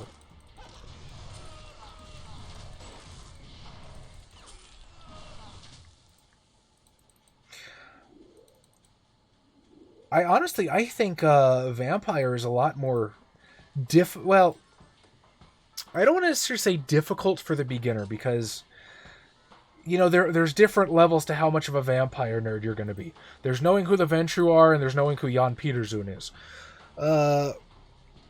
And I think you have to deal with more of Wraith on the surface, if that makes sense. Like, you can't just opt out of the Shadowlands, you can't just opt out of the Hierarchy, you can't just opt out of, like, Soul Forging. But I think that well is not so deep as more fleshed out things like Vampire or Werewolf, or not fucking knowing what Oneomancy is, considering you've been playing the game for years. Never played Wraith, can't find anyone to play it, same for Changeling and Mage and Werewolf and Kindred of the East. So CAFCON will be working on ways to help out with that. I can't really say anything now, especially trying to catch up on chat. Stay tuned for announcements, I suppose. I would extremely love to play Werewolf Tabletop. We tried once, but it fell through after 2 games, and I'm ultra excited for the PC game. You and me both. Bones, buddies. However, I'm very terrified of certain things. None I will mention in public chat to avoid triggering people or getting attacked. I don't think anybody will attack you here, but I understand. I won't force you. Get sad together, Cosmic. We'll try to help you as much as we can. Tried Werewolf as well. One was just a combat fest and completely ignoring the social parts to the point of earning renown being a pain, and the second was a bunch of furries. It still seems interesting from reading. I will tell you what I tell everyone who sort of has those views about Werewolf. If it's like anything else, you get out of it what you put into it. If you play superheroes with claws, or if the group plays furries, then yeah, that's what it's going to be. However, if you have a storyteller in a group that's going to really put their heart and soul into it and really take the Chronicle to the next level, you can have some amazing games with Werewolf.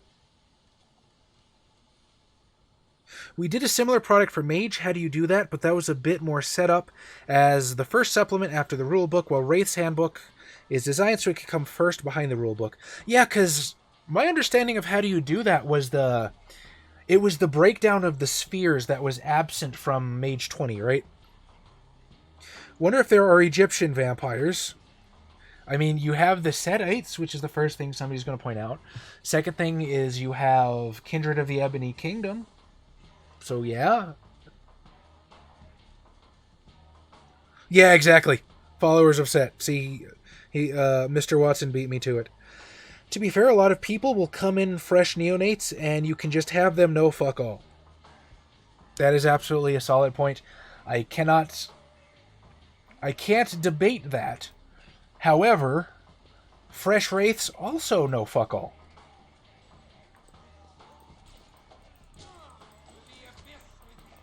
I will say one thing though, Golden Slam. I think it was you who, or Ashenite, so everyone can stay on the same page. I think it was you who mentioned about the Ventru. I actually did enjoy this, I guess, alternate kind of mobster tough guy look at Clan Ventru. I thought it was neat and refreshing. I like it when not all of the Ventru are stiff old dudes in Armani suits.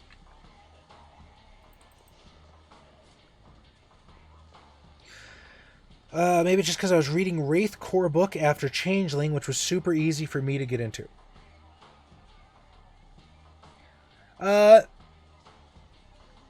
Kind of. Honestly, I had a hard time grokking Changeling. Like, I don't have Changeling 20 yet. I'm working on it. But I was reading through Changeling First Edition, which I own on my shelf right here, and I was kind of having a hard time with that. So I guess to each their own, I suppose. If you want superheroes with claws, we're working on a new edition of Aberrant. That's pretty funny, though. Yeah, you could probably defs play them that way. Protean just throws you... The Protean is weird. I think they just wanted to give him nifty ways to hit for aggravated damage. And I'm fucking backtracking again.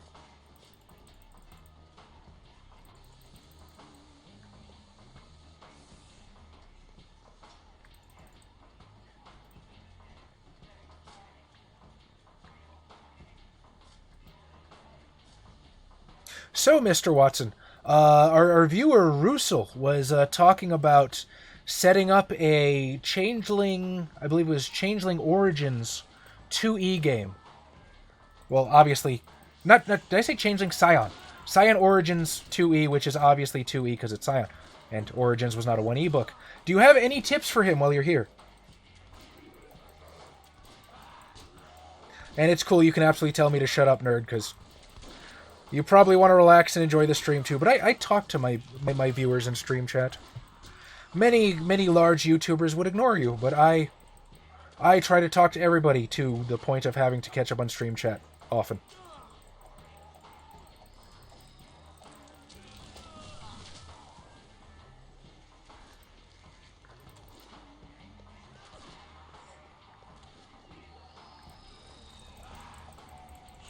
Yeah, sorry, Russell. I meant Scion. If I said Changeling, I just did a dumb amidst trying to perpetrate horrific violence on creatures that should not be.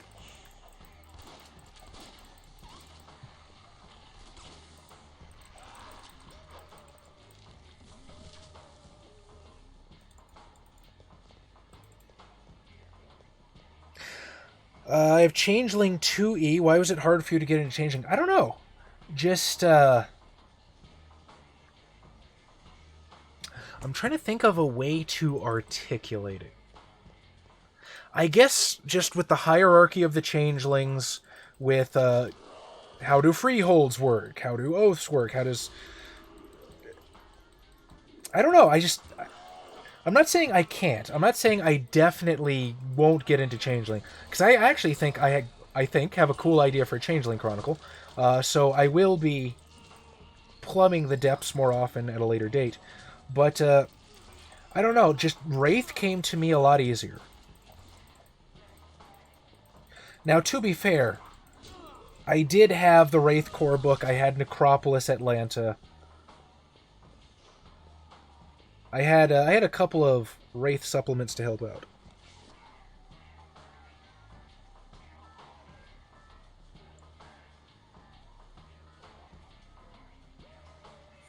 I've unfortunately only been given a skim on Scion Origin. I've been busy with Aberrant, to be honest. From what I've read, it's a great introduction to the world now. Calm down on the ass-kissing, Chaz. No, you can't make me. Although, you know, you might have a point. I don't mean to ass-kiss or alienate anybody. I just think it's cool that you're here. And I might want that for later.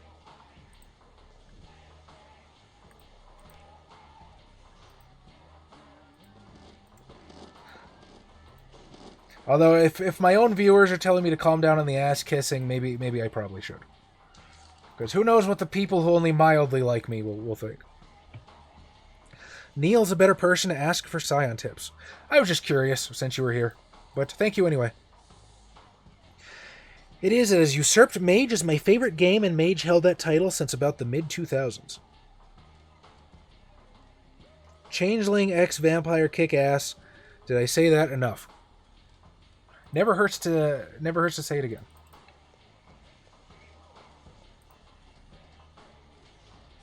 And I came through this way already.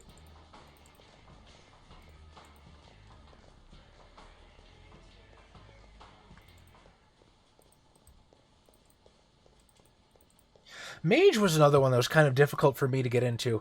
And I say that well knowing that it's probably my fault for letting my players get away with too much shit.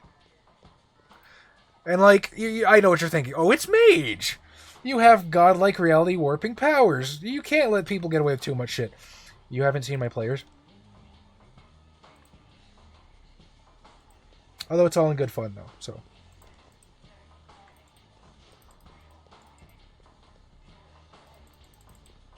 It was, for me, the big problem with getting into Mage was, I came this way too. The big problem with getting into Mage was, one, the cosmology, which, let's face it, is whatever the fuck anybody wants it to be anyway. And two, just, I guess, kind of understanding spheres. Which I think it was Coolimp who broke down the spheres for me. Really? You guys are just gonna stand there, huh? What did he say it was? It was... Perception, minor effects, full control. I don't remember exactly what he said 4 was, but basically boiled down to impressive shit, and then 5 was doing whatever you want.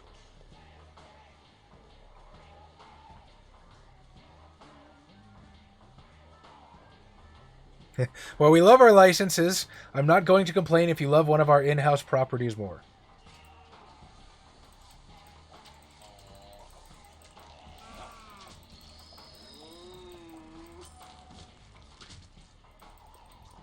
I mean, that would be an interesting business model if you did. No! Pay our licensors!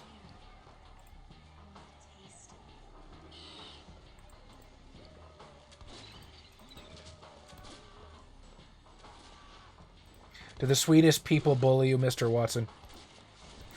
Do they bully you to make you sell their stuff?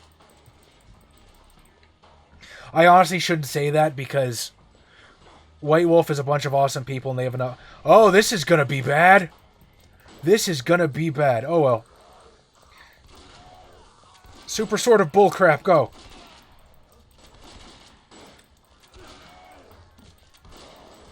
Come on, Kristoff. You can do it, buddy. You can do it, buddy. Come on. Blinky, blinky, blinky, blinky. Come on. Fighting. It's fighting time.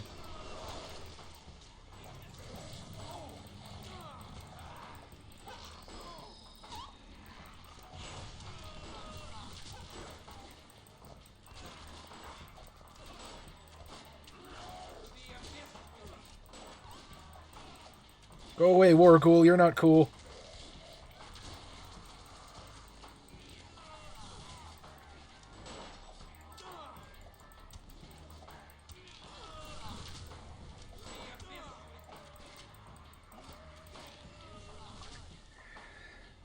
Well, I think we can all agree that that went far better than I had any right for it to. And I will not look a gift horse in the mouth.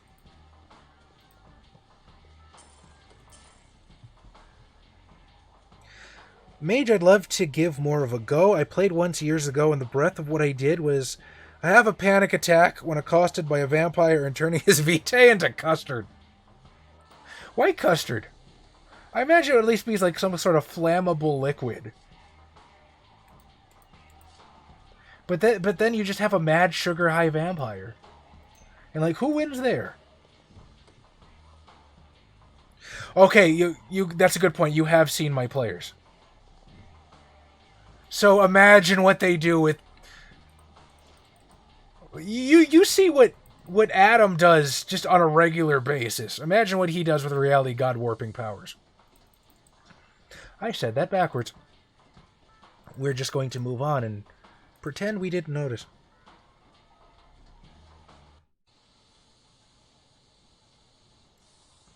To be fair, you can do anything in Mage if you have the right skills and can bullshit well enough.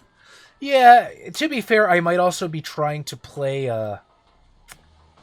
2 rules as written with regards towards the spheres.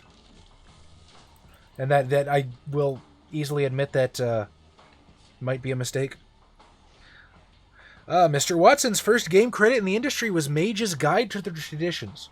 I do not have the pleasure of owning that book, but I probably need it. Because, as I said, I have not fully grokked Mage yet, so... Guide to the Traditions, Horizon Realms... they're all on my shopping list.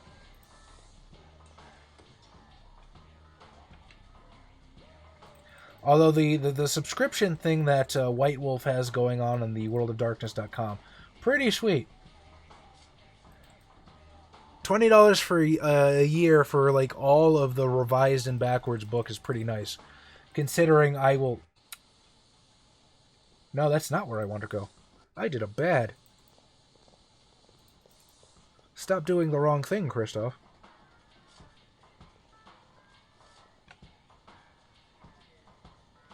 So I get that this is a factory with Tzimisce, right? And they're constructing a cathedral of flesh and possibly some hideous new body for Vokodlak.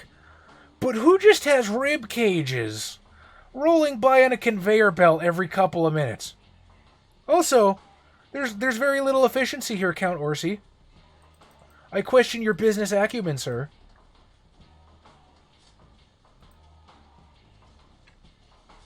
Oh. The stairs go the other way.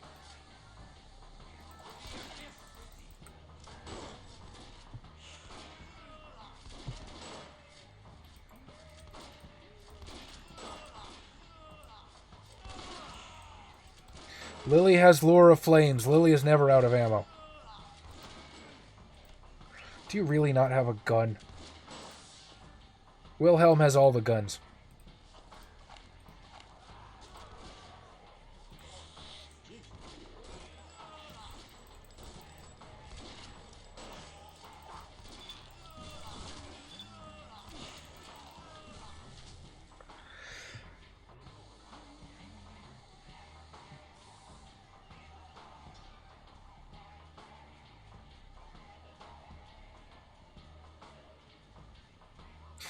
Chaz Games, you diablerized 20 people in the street. Congrats, you won 20 new disciplines. There's no... Wow. Ouch, Soul. That's a little hurtful. Okay, not as bad as I'm making it out to be. I don't think I let my players get away with whatever. I mean, look at what happened with Murphy Fierro, because that guy definitely screwed the pooch. Now... Did I let my players get away with the diablerie? Guilty as charged. I absolutely let them get away with diablerie. But those people deserved it. And, I don't know, like there's built-in... Like the humanity roll and possibly gaining a derangement. I mean, again, fucking Bob became Burbank Couture. Truly the worst punishment of all. I don't think I let my players get away completely scot-free. Damn it, falling behind again. Character was a 40-year-old checkout assistant who got maged up a week before. It was a panic move on her part and the first thing she thought of. Why custard, though? Like, I imagine my first thought would be turn into something harmful. Now, barring that, let's say I did think about, hey, let's make it a food item. Custard just seems kind of off the wall. Turn Vitae into chocolate. Turn Vitae into vanilla. Little Majin Buu, but I can roll with it. But custard, it is delicious. Don't get me wrong, and I give you massive respect on your taste. Also, Leech spent 10 minutes throwing it up, torpid in front of me in a pool of rotten custard, and ran away. She ran away screaming. He presumably got sun-dusted.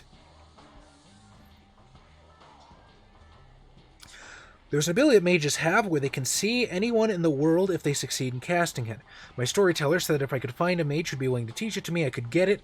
The idea is to combine that with psychic assault and kill anyone anywhere at any time. Unfortunately, I couldn't convince the one mage I found who had it. I am terribly sorry. Just like the factory in Abe's Odyssey, random rib cages rolling by. Yeah, well, they were deliberately digging up people in Abe's Odyssey to make the fucking the slurm, whatever the fuck they called it. Like, that makes sense, but in this, there's very little efficiency on the conveyor belt.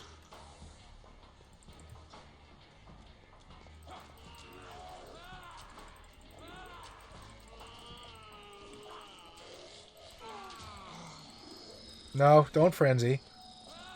Or if you're going to frenzy in that particular direction, please, away from the party. Have I mentioned this stream that I absolutely love this sword?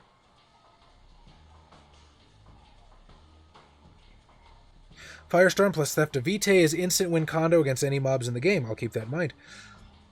I'd love to play a Chaz game then. Oh, I'm a mega fan of Diablerie. I'm not that bad. Again, yes, my players have committed Diablerie. And it kind of went with the story. It's not like they just randomly decided to Diablerize an NPC that I needed. They didn't decide to eat the prince.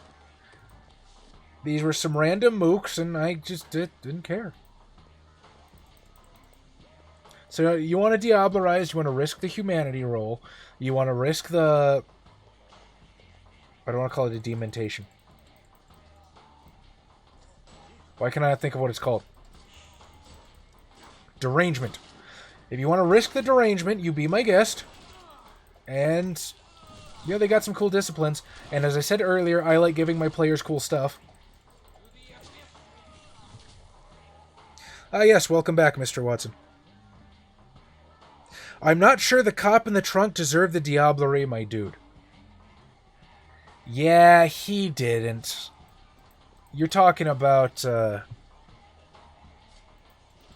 You're talking about what Xavier did when he just ate fucking Murphy's childer. I'm trying to think very hard about what to say about that, because I kind of don't disagree.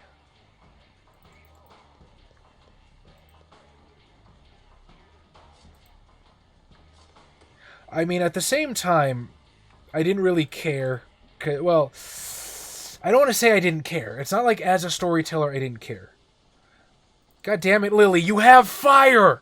You can throw fire! Why are you wasting time with guns on vampires?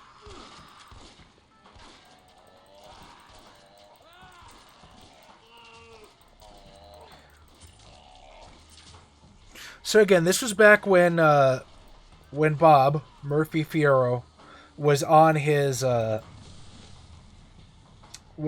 embrace spree. That he was just going to basically fucking collect childer. And I had some punishments in mind for that. Because the guy was trying to embrace police officers trying to take over the police department. Wasn't going to work. Not only that, but plus eventually, once he got enough cops, and these cops realized that Murphy stood against everything they once did in life, they were going to turn on him. Big time. And he basically would have created his own army to kick his own ass. When they got rid of the cop in the trunk, which was, again, a throwaway NPC that I had only brought in because I was trying to introduce some sort of fucking consequences for other actions. He was, again, just kind of a throwaway NPC that I didn't expect Murphy to embrace. And when Jabril Diablerized him, I was like, fuck it. You want animalism.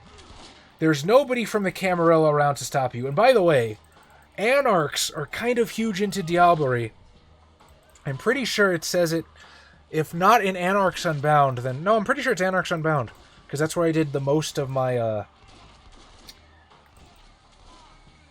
research on the sect to make sure everything was on the level. Anarchs are filthy with Diablerie. So I was like, okay, it's not out of character for the sect.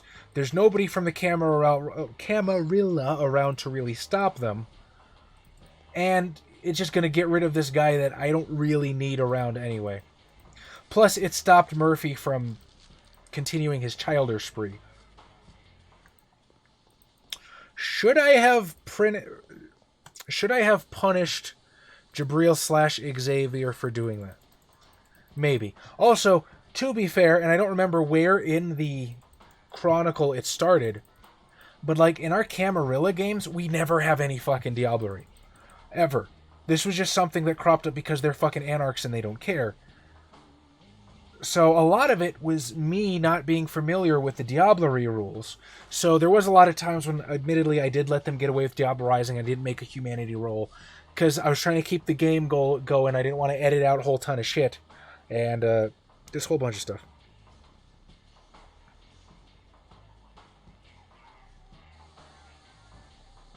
If not for Burbank, there wouldn't be such a great plot with Sally. That's a good point, Cosmic.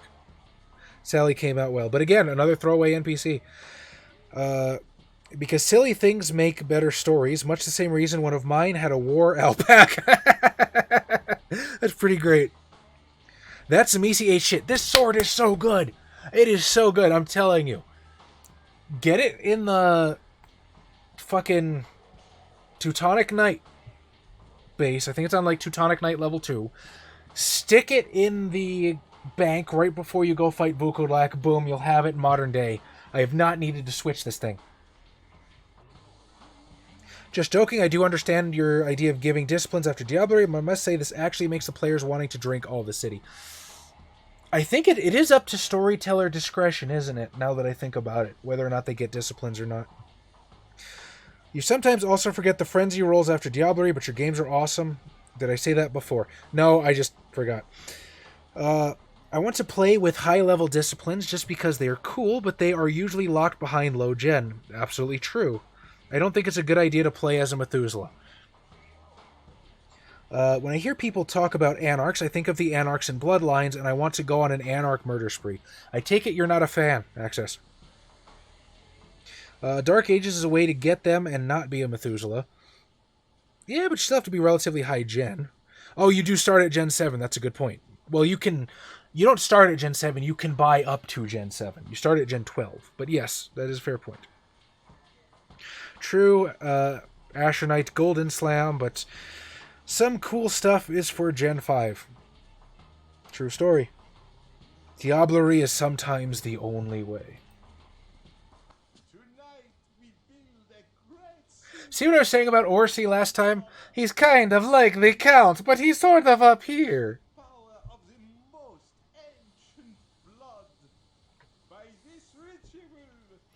Like, he really, really badly wants to be like Swedish Chef on helium, almost. You haven't forgotten your deeds in Vienna, Orsi. Bless my soul.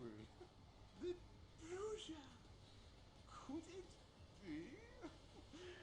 Katarina's brew?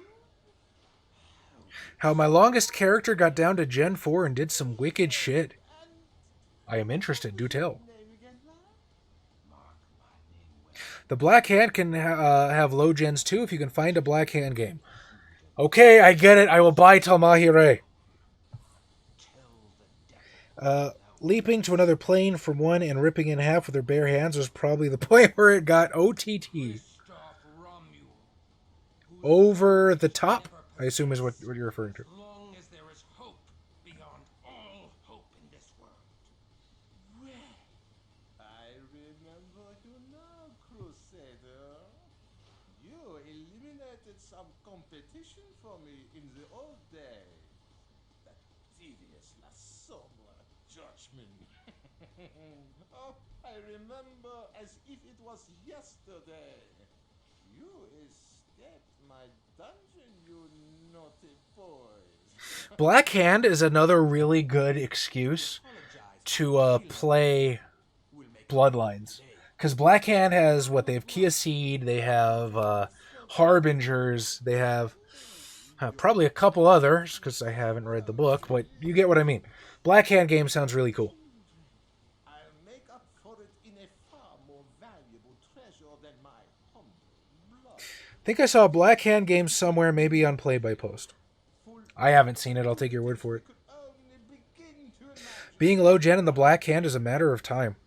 I suppose. Are they super cannibalistic? I have... Oh, no, it's in my computer bag right now. I have the Vampire Revised Storyteller's Handbook, so I have a little bit on the Talmahire, but from what I understand, the V20 Talmahire is pretty different. You bore me, businessman. Everyone knows that. You bore me, Ventru. I am Bruja. Punch, punch, kick. All mortal power is fleeting. A new age is about to begin. Ooh, Nagaraja. Are restored to rulership of the world. That's got to be a hard bloodline to play, though. I've never had anybody ask to play one, but shit, Now, tonight, at the eve of a new millennium. So can you buy up to 5 in Black Hand?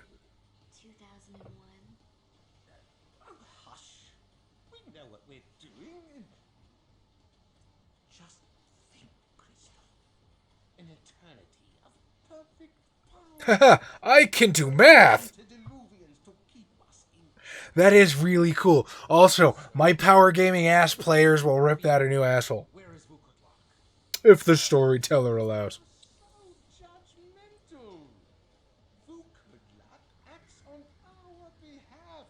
If he does not, your antediluvian brand. I will say one thing, Soul. You have encouraged me to be a bit harder on my players. But Vukodlak Maybe I should. Honestly, there's sometimes I don't know if any of my fellow storytellers in the chat will understand.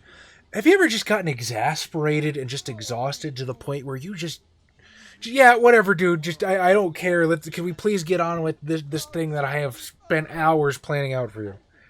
That's kind of how they also get away with a lot of stuff. your old friend has joined in. Nagaraja, like the Tremere, were originally mages who turned themselves into vampires. They came from a group called the Idran, a society which also led to the development of the Euthanatos. That is cool. Euthanatos are awesome. Although I do think I like the Void Engineers, not Void Engineers. Virtual Adepts. That's what I'm looking for.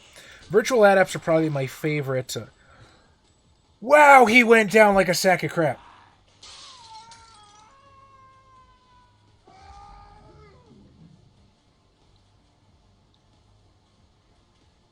Anyway, yeah, I'm telling you, sort of don't give a fuck. Teutonic Night Base. It's dumb.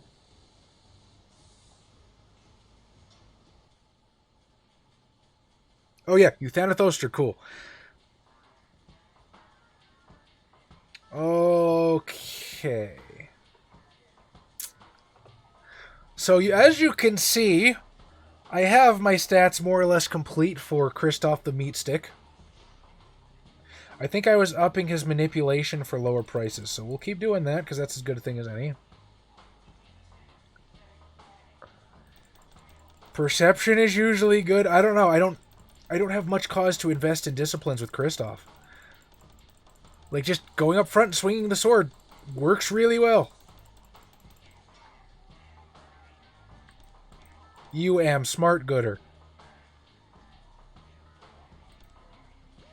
Alright, so here's my mage. Now let's see if I can get that Prison of Frost. I guess fucking not. Dominate, obfuscate, celerity, auspex. No.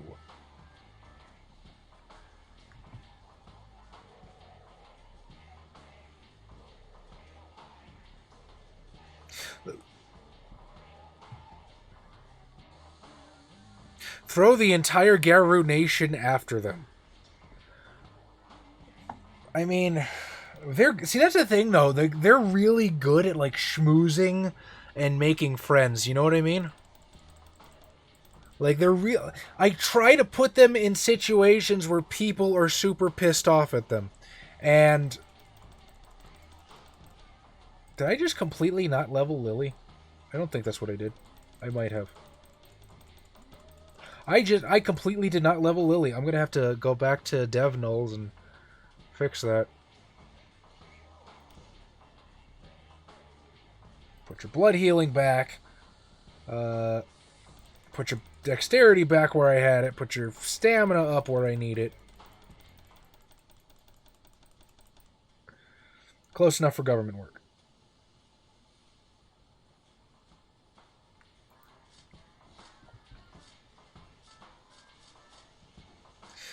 All the fucking time when dealing with my Salubri player. So you know what I'm talking about. Higher ranks have different starting XP too. Cool. Get fucked, Suit Boy. Absolutely. They also have required things to buy into. Like what? Where's the starting XP in Talmahire? The only thing I see in the book are the differing creation patches. I guess that's what you're talking about. Orsi is easy. He got what he deserved. I would agree. Sorry, too many typos. My tablet hates me today. Sorry for grammatical errors. It's cool. You are not screwing anything up worse than I am, I promise. Oh, wait, no. I'm supposed to go back out, and then I get... Talk to Orsi's 3 waifus.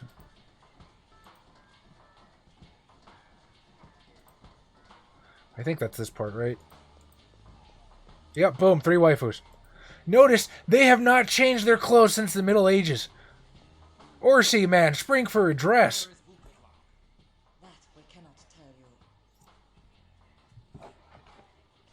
Threaten them or leave them? Well, let's see, Kristoff. I'm guessing it's in the big-ass cathedral made of human skin that's literally a block from here, but what the hell? Do not tell them, sisters. The fiend is below the blackened church. Didn't they have their tongues cut out? Kazi is literally the only one capable of speaking to me. Unless they know ASL. For the good this will do you now, as he arises in but a few moments.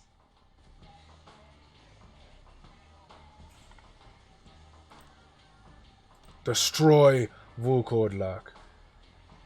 Must find door first.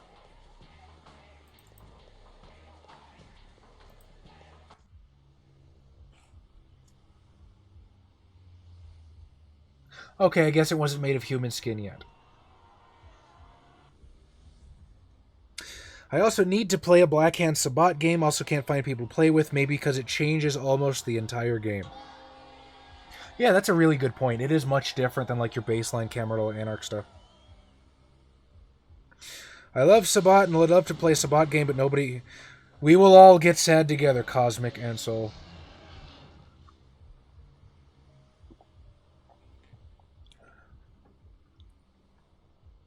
High-level Spot games usually turns into League of Doom with fangs.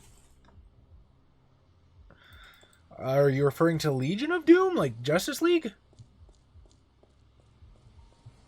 They can advertise some kind of laundry detergent. Their clothes look perfect. Oh, Kazi's? Yeah, the three chicks? Yeah. Like, I wonder... I'm probably thinking about it too hard, right? But, like, what is the in-universe explanation for vampires that just wear the same shit? Like, Critias in Chicago by Night still wears a fucking toga. Do they buy reproductions? Do they have tailors custom make this shit for them?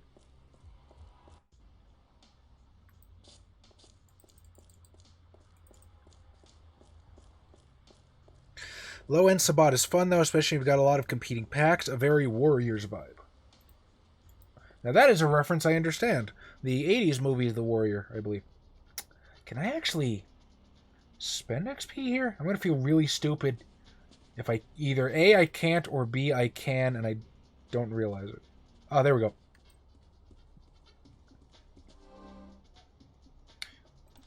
Where there... There we go. Now, let's completely ignore the fact that technically it was 2 minutes to midnight and Vukodlak's already been awake for 24 hours. If I get a shitty fucking ending for this, honestly, I would respect the hell out of Activision. You know what? I'm gonna... God damn it! No! That's... Whatever, we're taking another nap.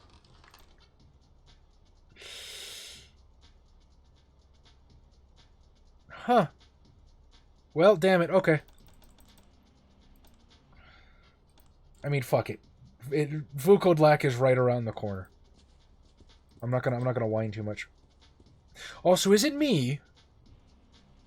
But does this background noise... I turned the music down, so I apologize if you guys can't hear anything. Does this sound suspiciously like the Ventru song from Music from the Succubus Club? I think it was Sunshine Blind Cold from Fever or something? Does that sound right? That feel also fits into low-level Anarch. I tried doing low-level Anarch. I don't know if it was anything like the Warriors.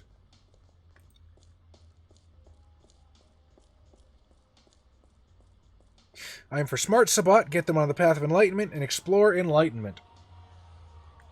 See, that's the problem that I have in my games with... I guess I should blood up. The problem that I have in my games with Paths of Enlightenment is that my players always want to pick things that will let them murder Hobo. And I guess that's my fault as the ST, right? Like, I should probably call them out and then be like, no. But, like, look at what happened with Jabril again.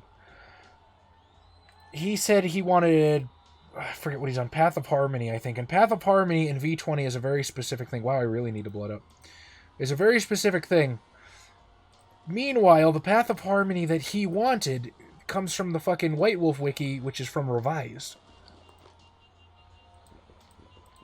And then when I called him on it and be like, no, that's not cool, then he's like, oh, well, now I need to rethink my entire character. It's like, again, my players get away with so much shit just because I'm exasperated half the time.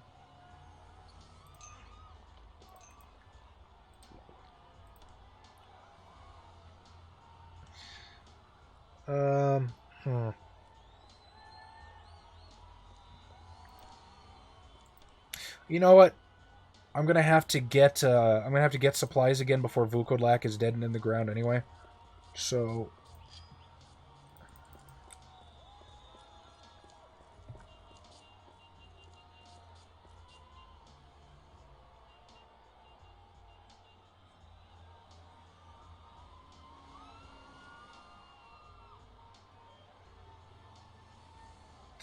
spot game I aspire to is something like playing Ganaerioden with fangs.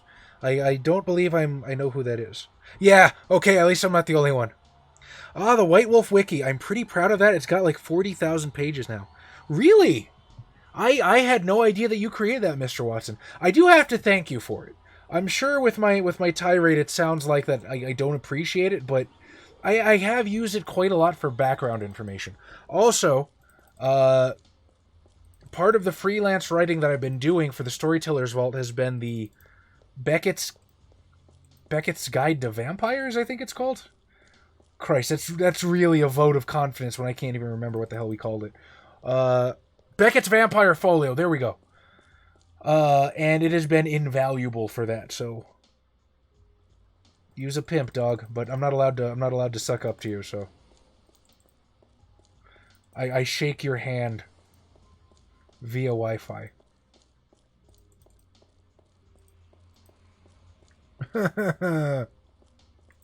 I can't find the hole. Who hasn't had that problem, am I right, guys?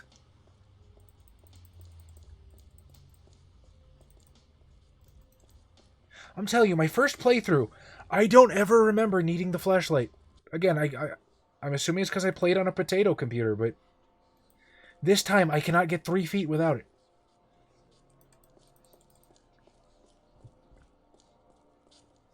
It's also about the players. My players like this whole spiritual growth and blue and orange morality thing.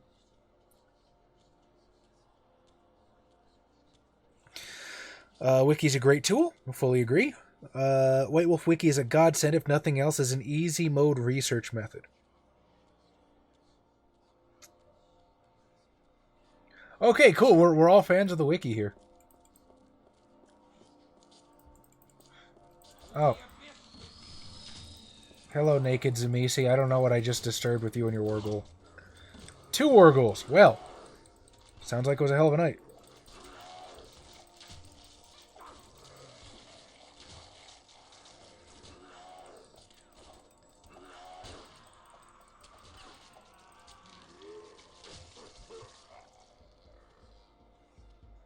White Wolf Wiki is my Jesus. Every time a storyteller tells me that the Monergy Path is not canon anymore, I show him the wiki page and say, here is right here. Now, who's sucking up soul?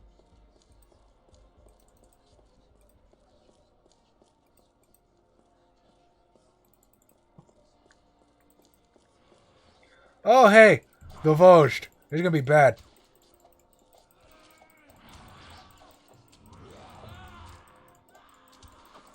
Go, Sword of Idgaf. This is stupid, you guys. Also, shout out to my Nosferatu pal going at it with a machete. You the real MVP.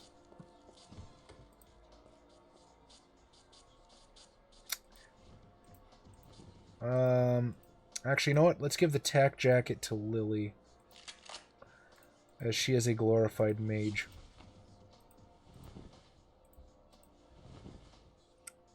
It's better than what you've got. No.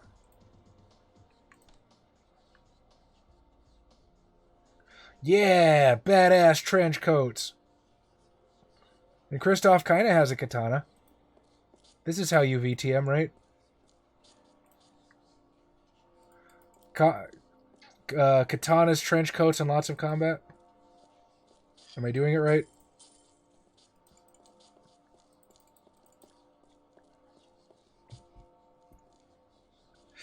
The part of it I spend most of my time with these days is making sure it's most comprehensive repository for White Wolf symbols.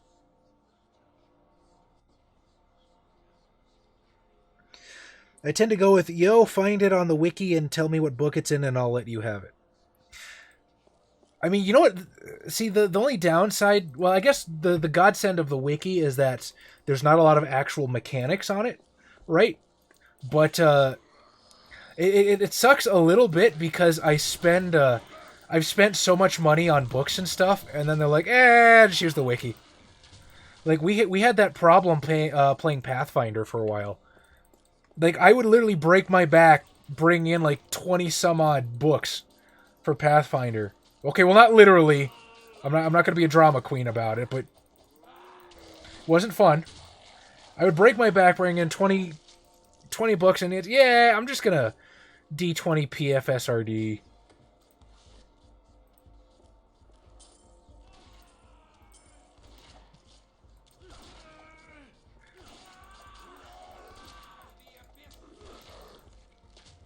Oh, hey.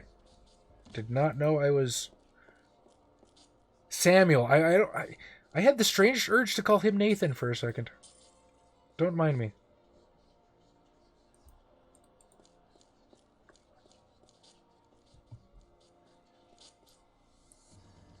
Nowhere has a guide to Hunter Code. I guess I'll have to do it. Well, I mean, the Hunter book has the guide to Hunter Code. Although, I guess that can be less than optimal, having to dig through books. So, again, we do appreciate your hard work.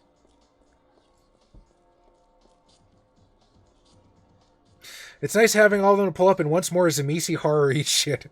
I agree, Mr. Watson. It's great when Zamisi Horrors eat shit. That was your intent. I am established early on I wanted everything sourced with a page reference whenever possible. Again, much appreciated. That's the best part of it. It's so useful knowing what page on what book it is, because sometimes it's a lot to go over the wall of books as background. I have to find one little thing, so glad you established that. Yeah, definitely. Well, oh, did I do the circle thing? I did the circle thing. Memory serves, I think level 1 of this is one huge circle.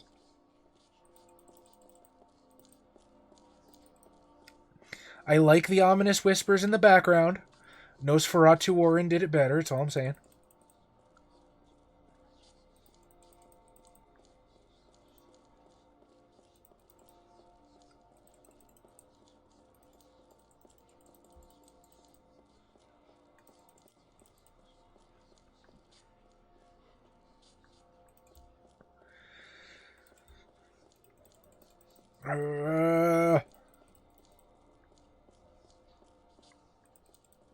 You know, I wouldn't complain at Lily not moving faster, but I mean, you try running faster in those heels.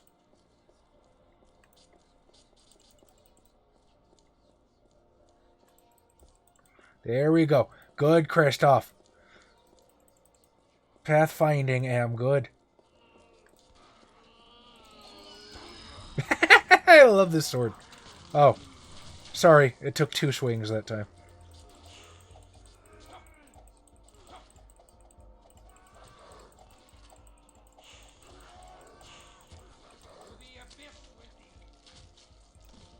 Yep, Einkern sword. I taught you guys how to exploit it through the past. You're welcome. Whoever doesn't use it in every game from now on is a noob, or just better at the game than me. Honest, either one is equally possible. Do you have helmet? Lily's got one. You've got one. Again, the Sabat dude just doesn't give a fuck.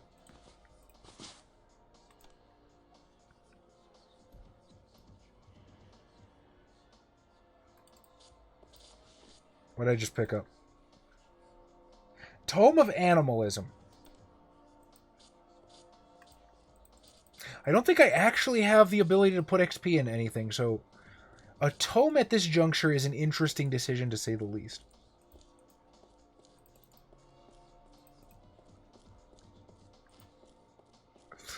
Cathedral Bowels, that's for later.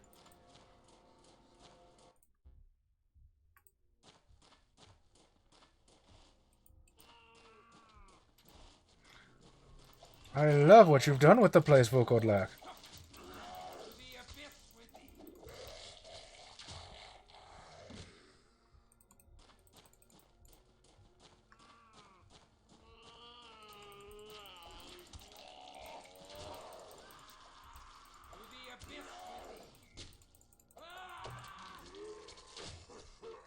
See, now this is why I eventually reach an impasse as to how to spec Kristoff. Now, I say this, and I'm probably just gonna get destroyed. Just absolutely destroyed by either RNG or Vukodlak or whatever, but what I'm doing is working pretty well.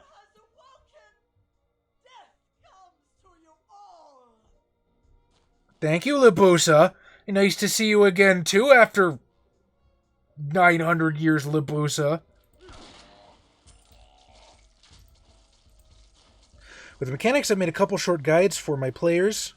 Purge mechanics or pure mechanics for VTM. Still working on that. Want to do discipline cards, but having several pages printed is definitely easier than browse through the books.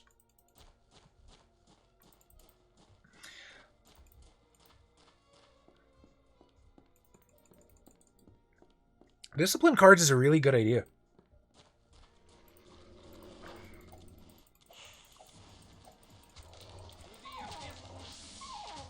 Demon Hounds are cool. I think they actually have stats for, like, flesh-crafted Zemisi dogs in ST's Guide to the Sabbat, 2nd edition.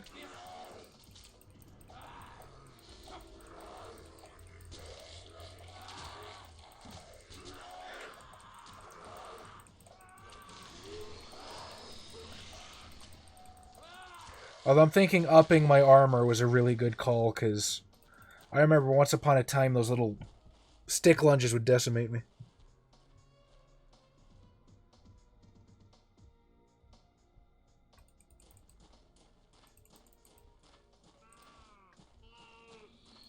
Absolutely, Cosmic. I'd like to see that as well. Hey, who knows? Maybe you can eat... Why did they give you a bat?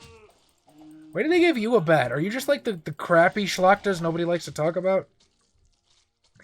Vukodlak's just like, not my best work. I don't really like to talk about them. Yep.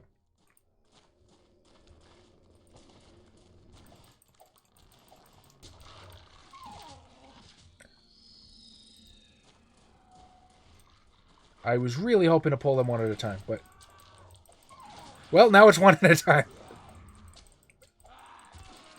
Oh, Sword of Einkorn, you so stupid. And that's why I have these.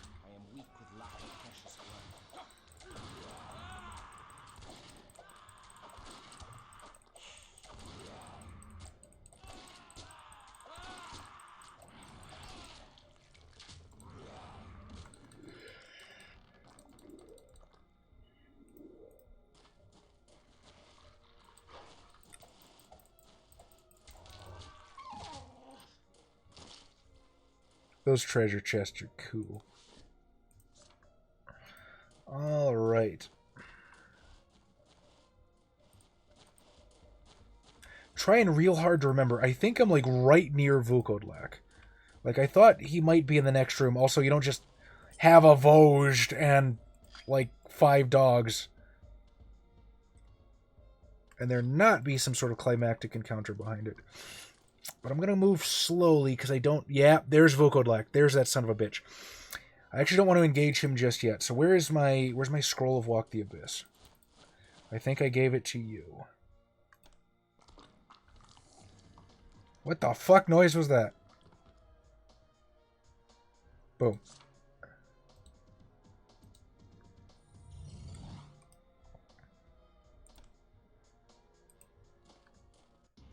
So,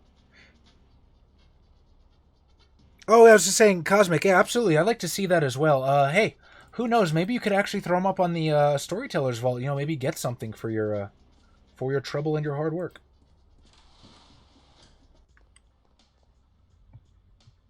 Buff Potence, one-shot the horror, become the cheese. Love to see how you do it, Cosmic. I would too. I'm interested in stuff like that. I wonder why Schlachta are those small guys. They're supposed to be a bit more noble, I think. I think that's just how Activision envisioned them, because they don't really have a story Bible back then, you know what I mean? Alright. First step is gun store. But yeah, Schlachta, to I wouldn't call them noble, but I think they're still human ghouls that have been, like, vicissituted with spikes and shit. Like, I've always kind of imagined them as something between, like, xenomorphs and Cenobites. Hey, check this out. But that's just me. Ain't these the most beautiful things you ever seen? Oh, hey, bonds are money. Well, I mean, I knew that going in, but never occurred to me to sell them.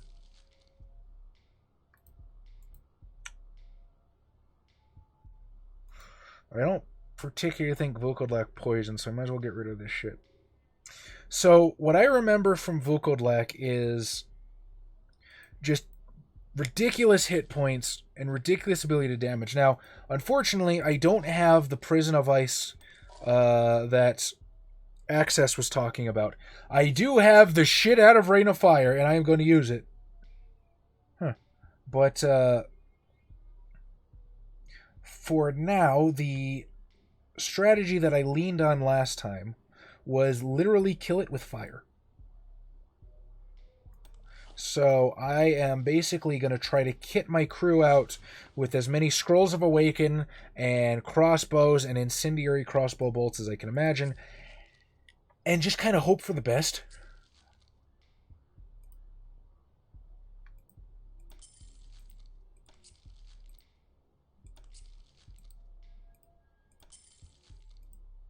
Luckily, it looks like I should have sufficient monies to do that.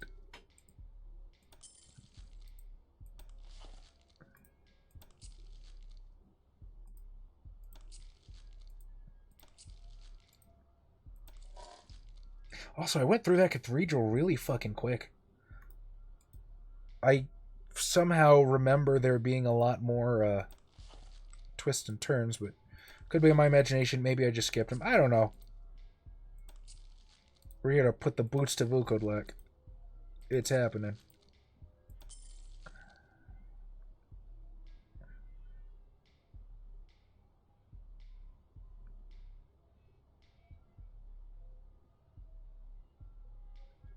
If you use Prison of Ice on Vucod, you can basically keep him from moving at all over the entire fight. Hey, pro tips, you guys. I can't do it, but maybe in your own playthrough you can.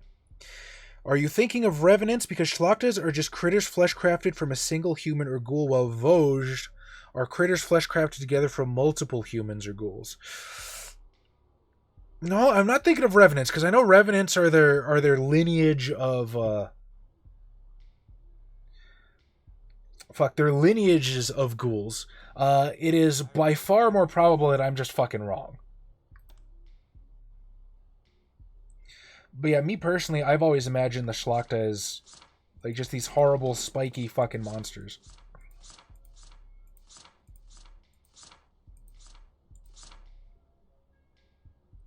Alright. Hey, check this out. Crossbows for everybody. Beautiful things you ever seen?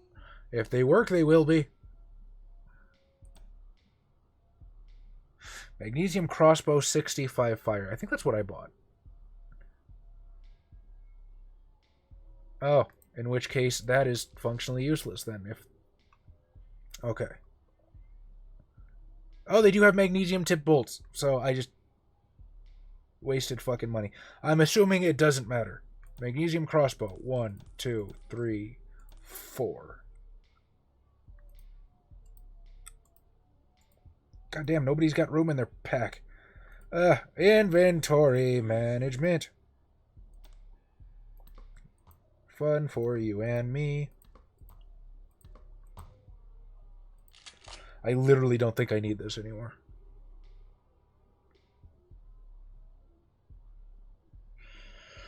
Let's see.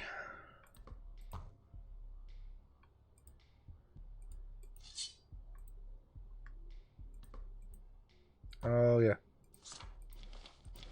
Hopefully I won't need that anymore.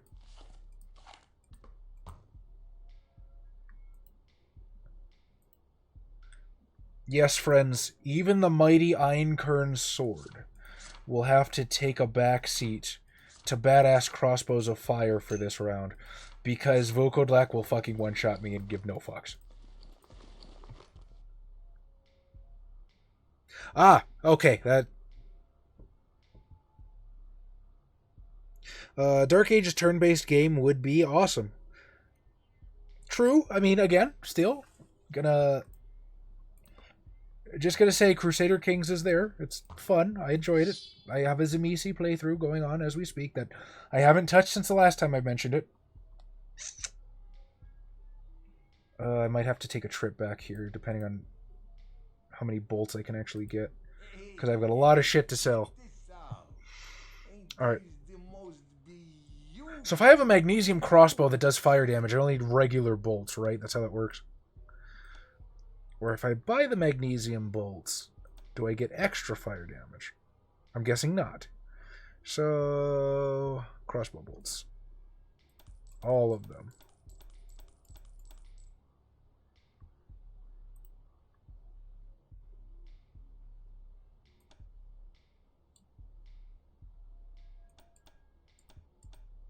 Oh.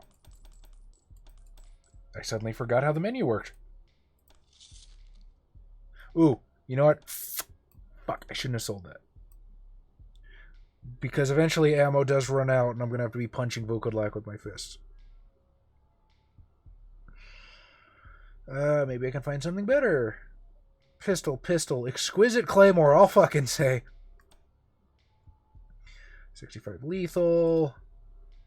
55 lethal.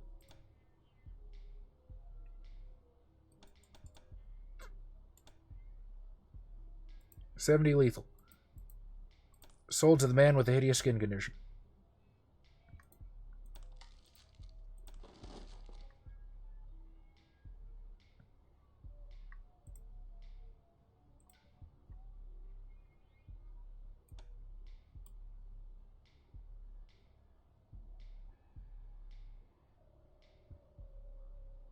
I know you guys are screaming at me that it takes so long for me to find this crap. Yes, we are about to go to the creepy witch lady, and we are going to get rid of so much stuff.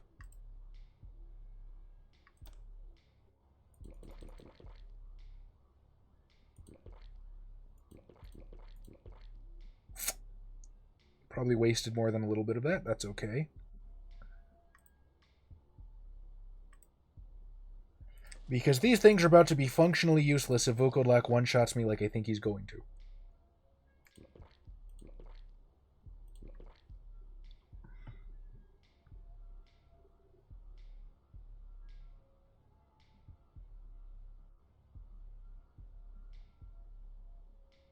Ah, yeah.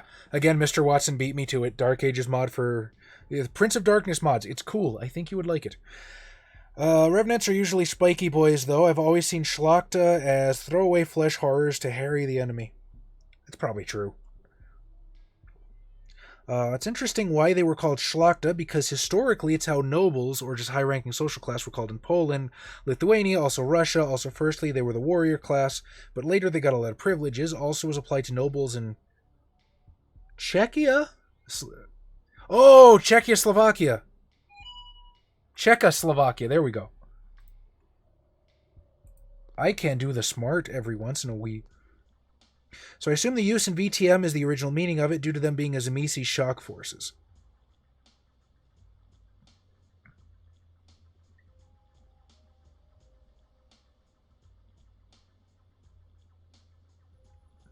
I want to play this mod so bad, but I meant something more on the lines of an RPG turn-based. Like a Final Fantasy Dark Ages? That could be cool, yeah. I could see it. Creepy Witch Lady, that's where I was going.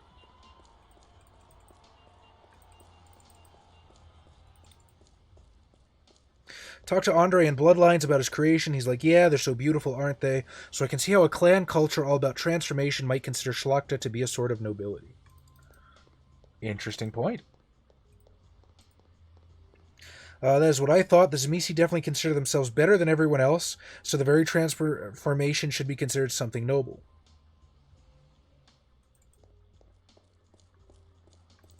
Oh, so like a Fire Emblem Dark Ages game. I'd be into that. I do like my strategery from time to time. I guess the disciplines of the different classes would probably give you close enough to different tactical options. I'm keeping that. I'm not fucking selling that. I'm not stupid. It seems really dumb to sell that, I know. But at the same time, I literally just want to fill my fucking bar with Scrolls of Awaken. Because then at least I should win through attrition, right?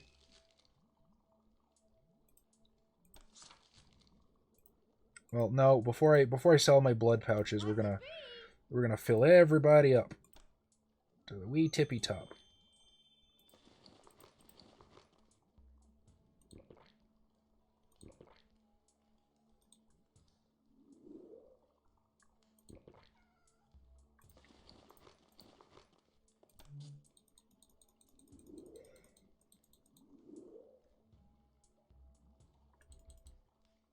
Oh. Well, you're good.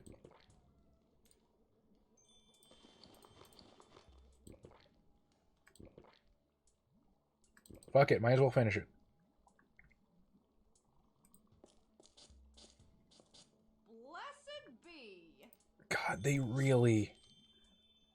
Hey guys, what the Wiccan thing to say?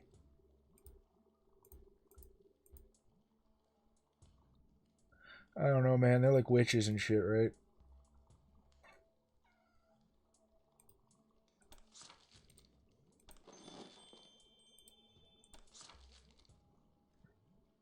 Also, this is a terrible Masquerade breach. I literally just sold her a treatise on how to use disciplines. I am a bad vampire. And that was Wilhelm, though. I mean, well, Silence of the Blood, but I can't imagine he's terribly concerned.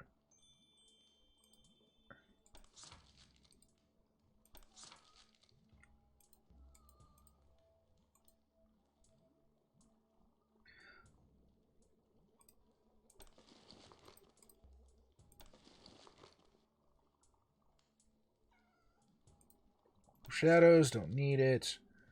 Big Al's Ledger, I guess I can throw that away. Rat. Five monies for the rat.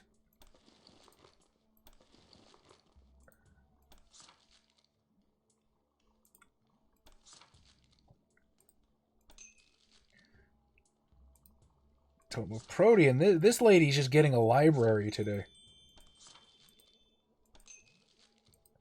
Probably turn around and sell it for $5.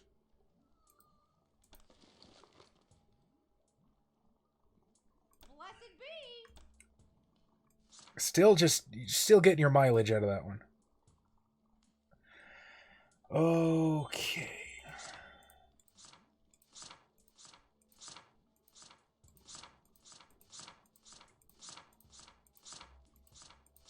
Initiate plan, no such thing as moderation. Go. Bag, werewolf, where's it? Scroll of Awaken.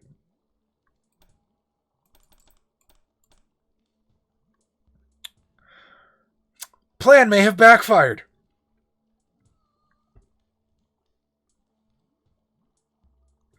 So, I don't know about you, but I'm hearing more room for crossbow bolts. Oh no, there's more. Yeah, deselected Awaken for some reason. Like, did I buy them all? Perhaps I did. Blessed be.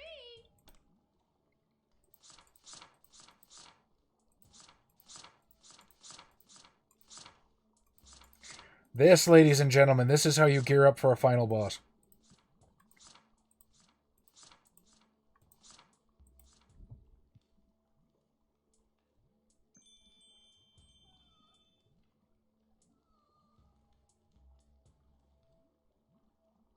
I imagine an old lady getting herself into the paths of blood. Actually, this sounds fucking awesome. So she drinks all the kindred vitae I just sold her and then learns disciplines like fucking Samuel Haidt. Somebody turn that into a villain for a chronicle. That's pretty damn cool.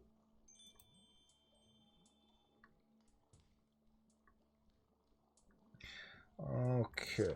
That goes there, and that goes there, and this goes there, and that goes there, and this goes here.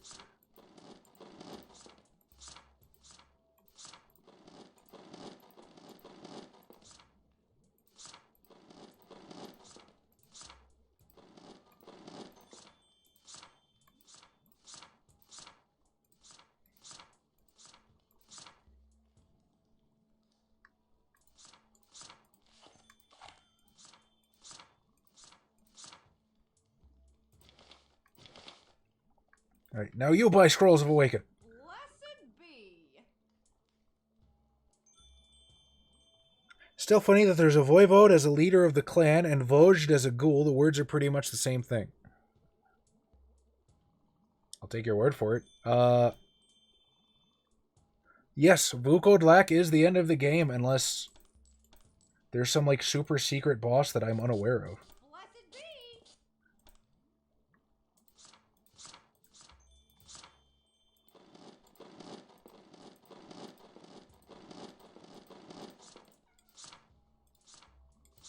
Oh hey, Tome of Dominate. Blessed be. God damn that.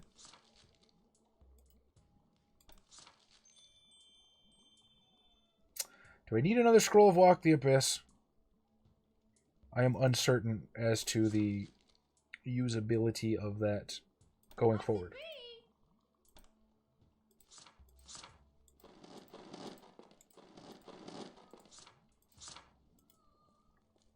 I should have sold that. Fuck it. I'd rather just have the inventory space at this point.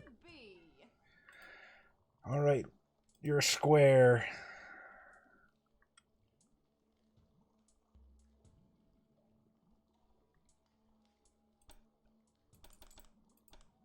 God damn it. Why did it do that again?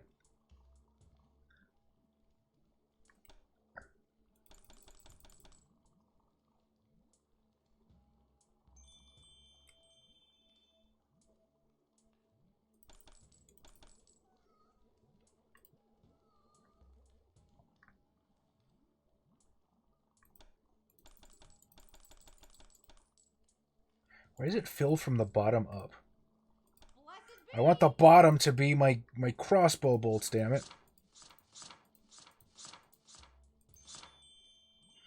For what, 6 more? Blessed be. Blessed be. Yeah, go fuck yourself, lady. You probably cracked open one New Age book, learned a Wiccan phrase, and your voice actor has been spamming it ever since.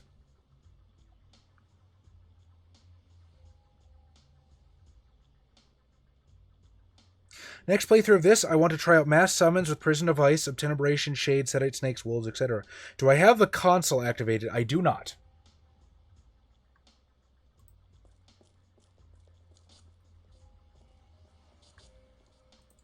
And now, like a true American, after making space in my inventory, I return to the gun store. Only to waste more gas, drive back, and then confront the evil monster only after sustaining this great nation's thriving gun market.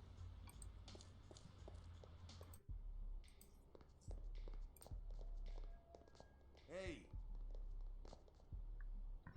Sup.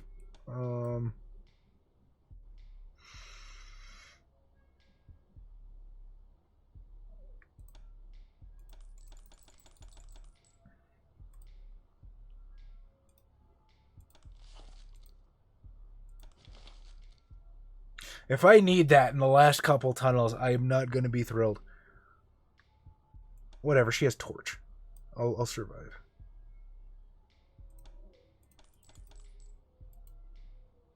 Oh god damn it, I didn't fix her inventory. Stranger, you know?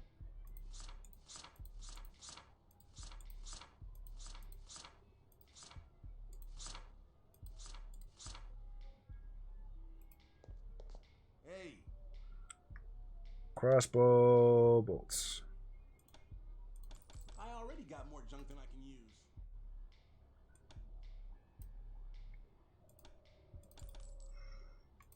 Hey, take her easy. All right. Oh, hang on.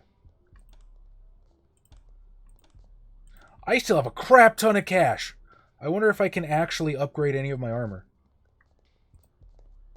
Hey, Granted, after my inventory shenanigans, it's going to take a little bit of Tetris. beautiful things you ever seen?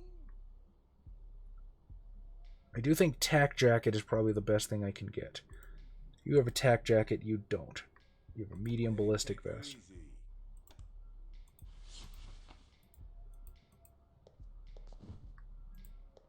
Hey, check this out. Ain't these the most beautiful I already got more junk than I can use. I already got more junk than I can use. Fine. Alright, take her easy. Christoph, hold that for a second. Hey.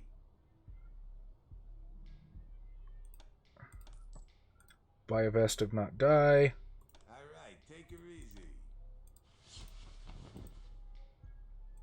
Boom, look at me, I'm a fucking genius.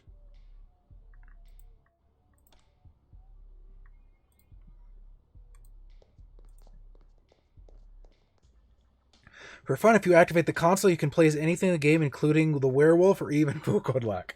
I might try that. Actually, I never even thought about looking up oh wait, no. My Scroll of Walk the Abyss is in DevNulls. I don't even get the Blessed Bee thing. Traditional neo-pagan grading, yeah.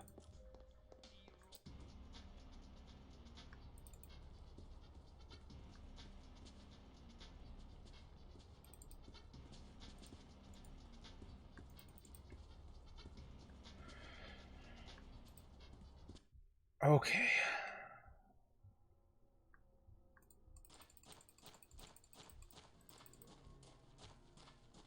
Oh wait, I went fucking backwards, didn't I? Or did I? Nope.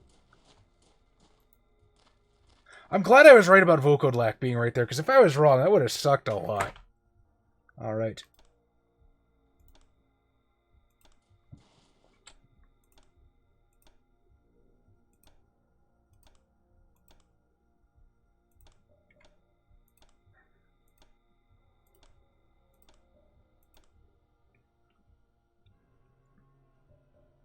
You can buy Orsi's apartment to have as a haven. That's pretty cool. I guess I could try that, but...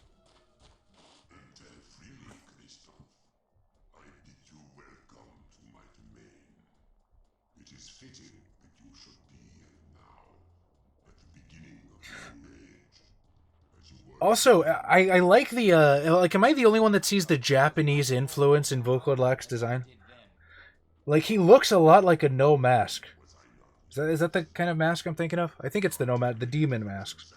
Am I the only one that sees it?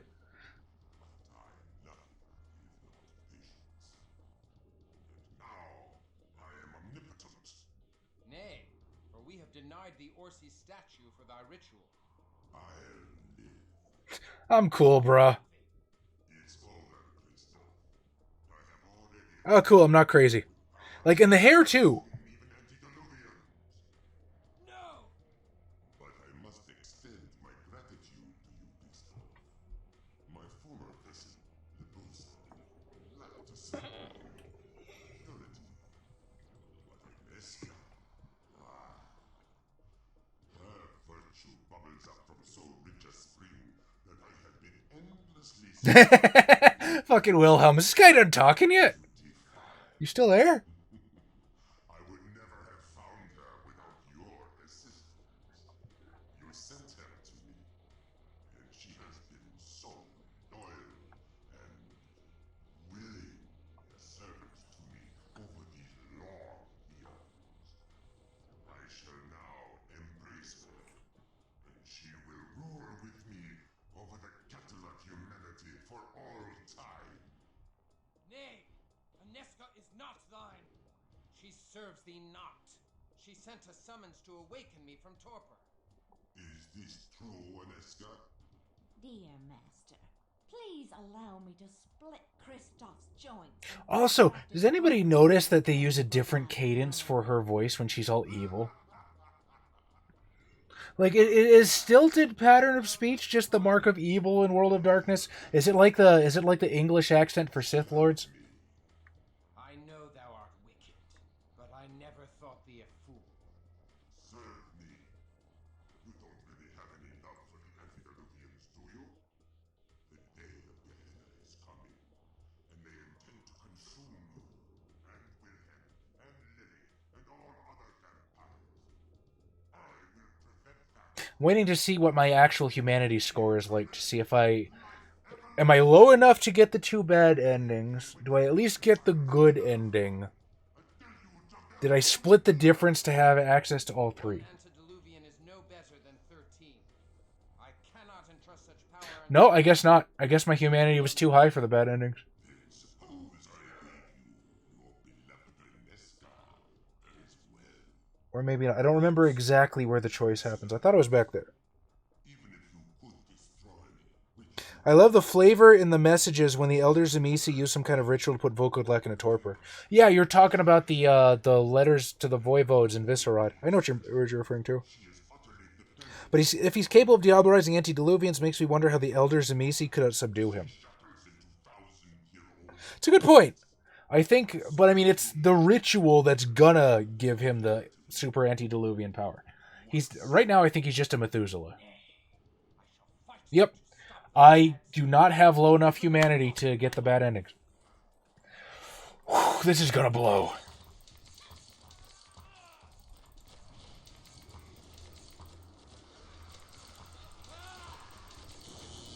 How? Oh wait, that didn't hurt anywhere near as bad as that used to. Go away. Go away, Vokodlak. Don't touch me.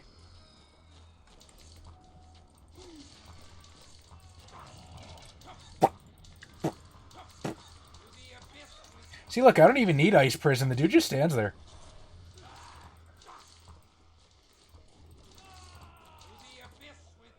Vokodlak? You okay, buddy? Oh, crap, he's awake.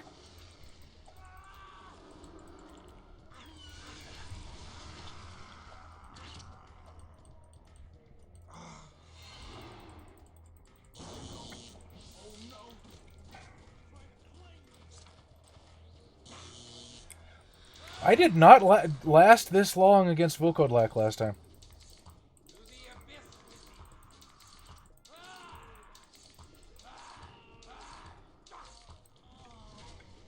God damn it, Sam. I didn't buy like 100 of these fucking things to let you take a nap all of a sudden.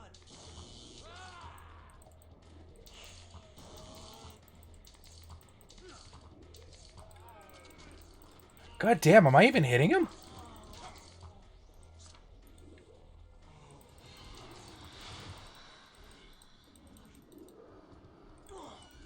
Lily's out of ammo. Of course Lily is out of ammo.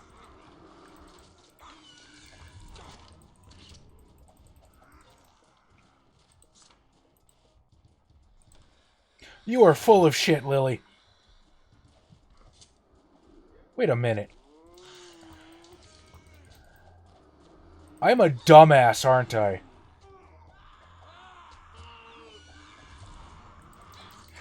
Magnesium crossbow bolts, or magnesium crossbows fire magnesium crossbow bolts.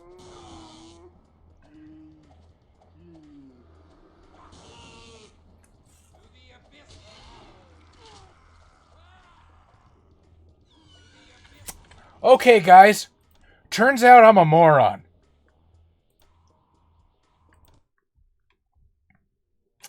That did not do what I thought it did. Crap. Huh. And I sold that scroll of Walk the Abyss I didn't think I'd need. Well done. Oh, no, no, no, not towards the scary monster. Well, I reasoned it out, too. I was like, okay, you know, if I have a magnesium crossbow that does fire damage, I thought the magnesium crossbow bolts also did fire damage, but it could be fired from a regular crossbow. Well, fuck what I thought, huh? And I'm sitting there, and my fucking crossbow is making twangy noises, and it just takes me forever to figure out what's going on.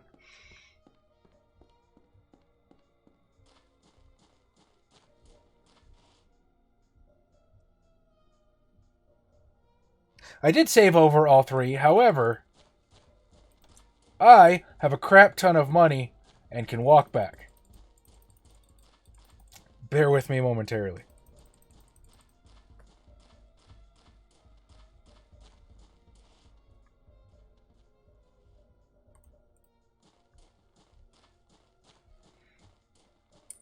I thought the actual Tzimisce on, well, I guess no, that's not true. I was gonna say I thought the Tzimisce antediluvian under New York wasn't canon anymore, but like Beckett runs into that, I guess, in BJD, so I guess it is.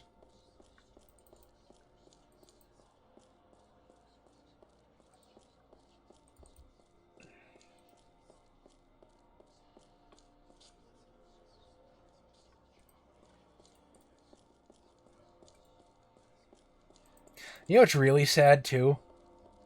Is one could be tempted to make the joke, oh, Kristoff's never seen these in his time. It's a fucking crossbow. Kristoff absolutely had these in his time. Huh.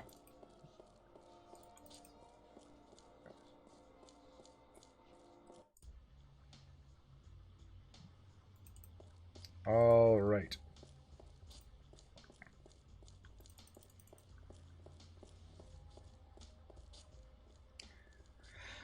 This is your throwing the fire axe moment. Yeah, well, my throwing the fire axe moment can be quickly remedied with a trip back to the weapons store and piles of money. Because if there's one thing living in America has taught me, piles of money will fix goddamn near anything.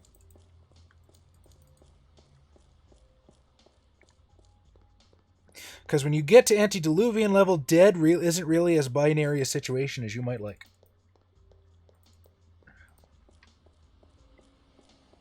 The guys I used to play with who taught me a lot more about VTM, they said that pretty much nothing happens to an antediluvian unless they allow it. I think the Lasombra antediluvian would like to have words, but there's probably truth in that. Hey,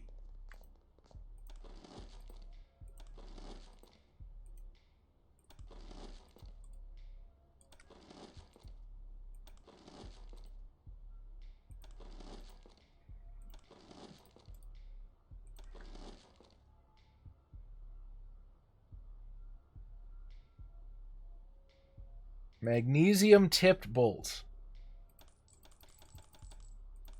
Now I have the shooty bang bangs. And if it doesn't work this time, I'm gonna cry.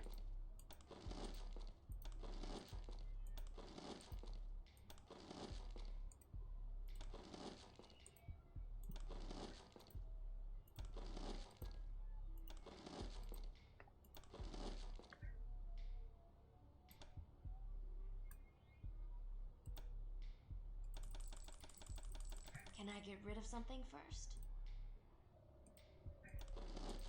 I was trying to figure out too, like, why is Sam running in there with an axe? He has a fucking crossbow. Also, why isn't Vukodlak on fire anymore? Oh, nobody's firing bolts anymore. How come nobody's firing bolts? How come Lily's out of ammo? How come Kristoff's out of ammo? It's because I'm a dumbass. I beat this game before. I'm so good at redemption, guys.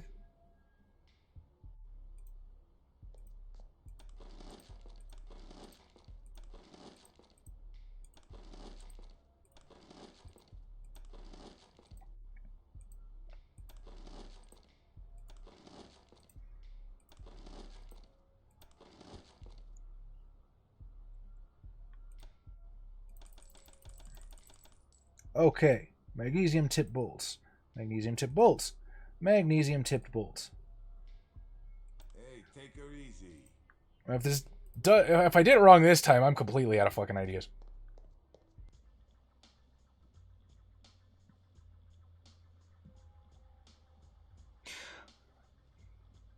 Exactly because of the way antediluvians die, I thought that might be the sentient.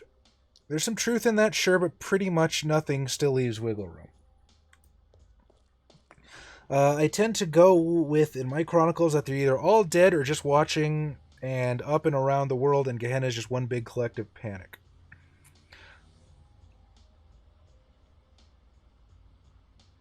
Oh, yeah. No, I know when he does Warform.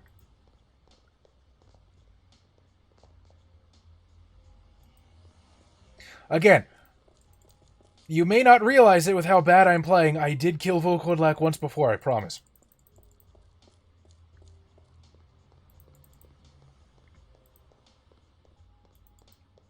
Although I'm not getting one-shot nearly as much as I remember.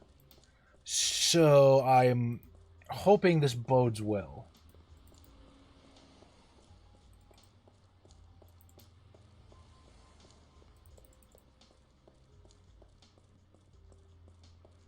But yeah, I absolutely know what you're talking about when he sort of turns into that form that looks like a proto-Drake from WoW with Volkodlak's face.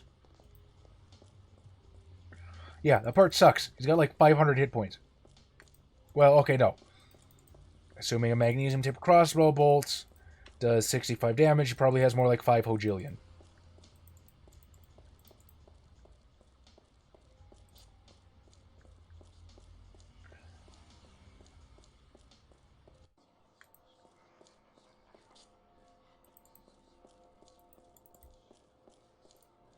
What ho, fiend?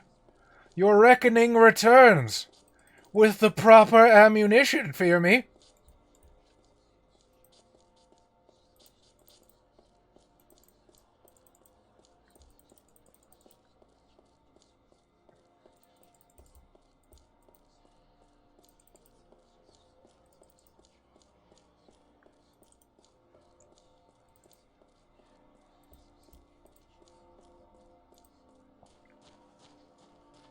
The walk of shame back to the dungeon. A little bit. I mean, it could be the walk the abyss of shame, but I got rid of that scroll too.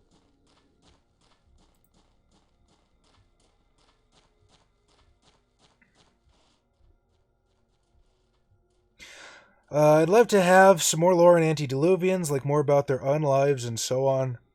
I don't know if they'll ever give us that, Cosmic. I think they deliberately want that to be open to interpretation and to have players have their own idea of who the antediluvians were. Also, considering the fact that they're moving away from Cain as the canon like sole progenitor in V5, I have to imagine like the chances of having individual antediluvians are even less. They're talking about how Giovanni diabolized Cappadocius. He allowed it because he wanted to diabolarize God. In every event that has happened since then, Cappadocius knew would happen, including dooming his clan, everything that happens, the spirit world where his soul is. Your fine Chaz is the final boss. You're supposed to die at least a couple of times on that. Thank you for the vote of confidence. I'm not, however, supposed to suck as wildly as I have. The Book of Nod and the Ursius Chronicles for when they were awake the first time, and the Gehenna supplement for when they awake at the end. Cool shit. I actually didn't know that. Hate when people make this low-pitched voice. I always have bullying flashbacks from high school.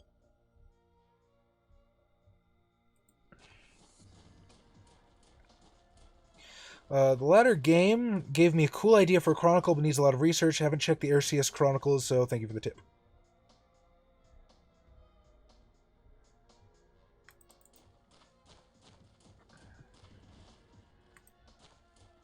Okay. Now we're going to save all of our save slots with the proper ammunition. That's how real Let's Players do it, isn't it?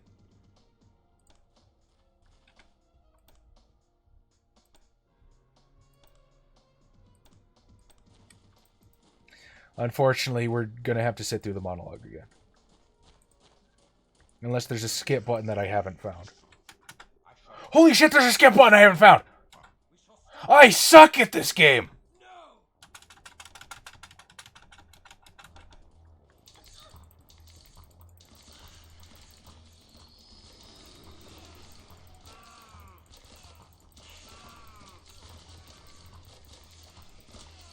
I mean, it's cool. You can stand there. I have Das arrows now.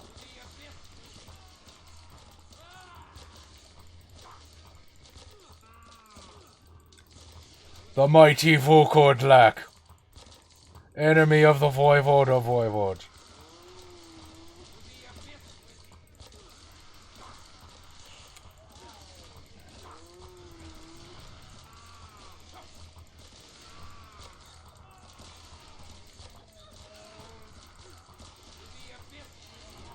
Still, however, ungodly health. Orsi was dead by now.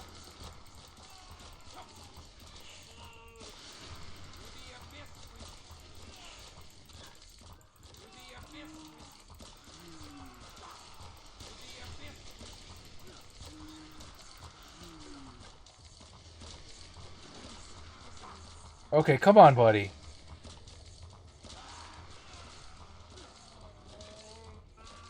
Are you guys riveted?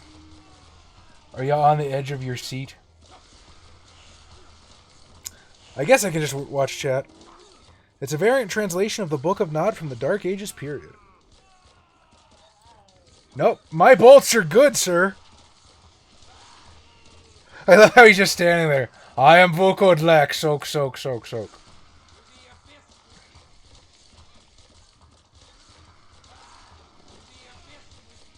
Can I actually run out of ammo doing this?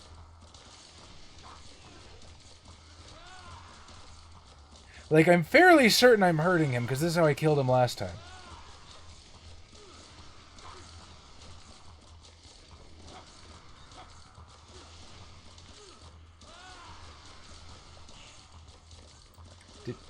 Did he glitch out?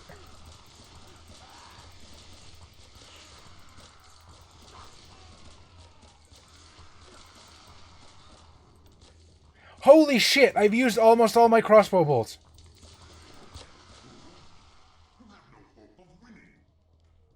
I did it, though.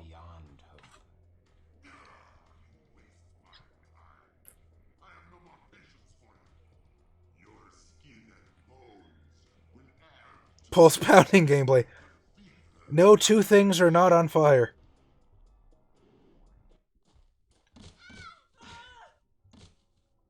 I like to think that Giovanni and Tremere were not just playing in the hands of the Antediluvians, they actually had plans to counter the countered Antediluvians' plans.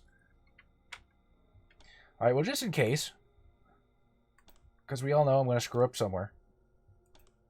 But Chaz, how could you possibly screw up?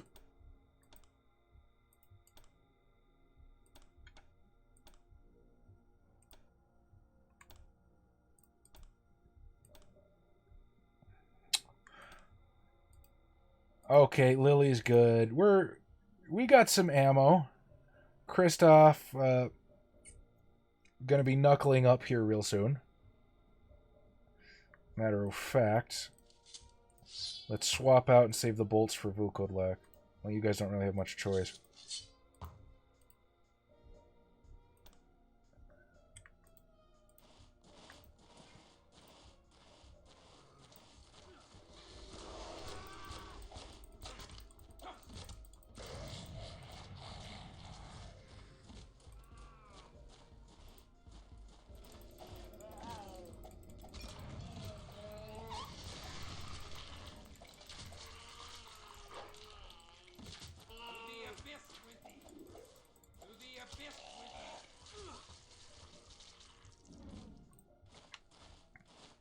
Cool. A knife.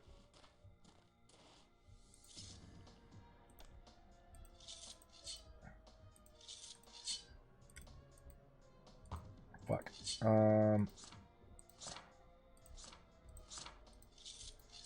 Stretch the ammo here, Wilhelm, for when we really need it. You're a Sabat, you can do some damage with a knife.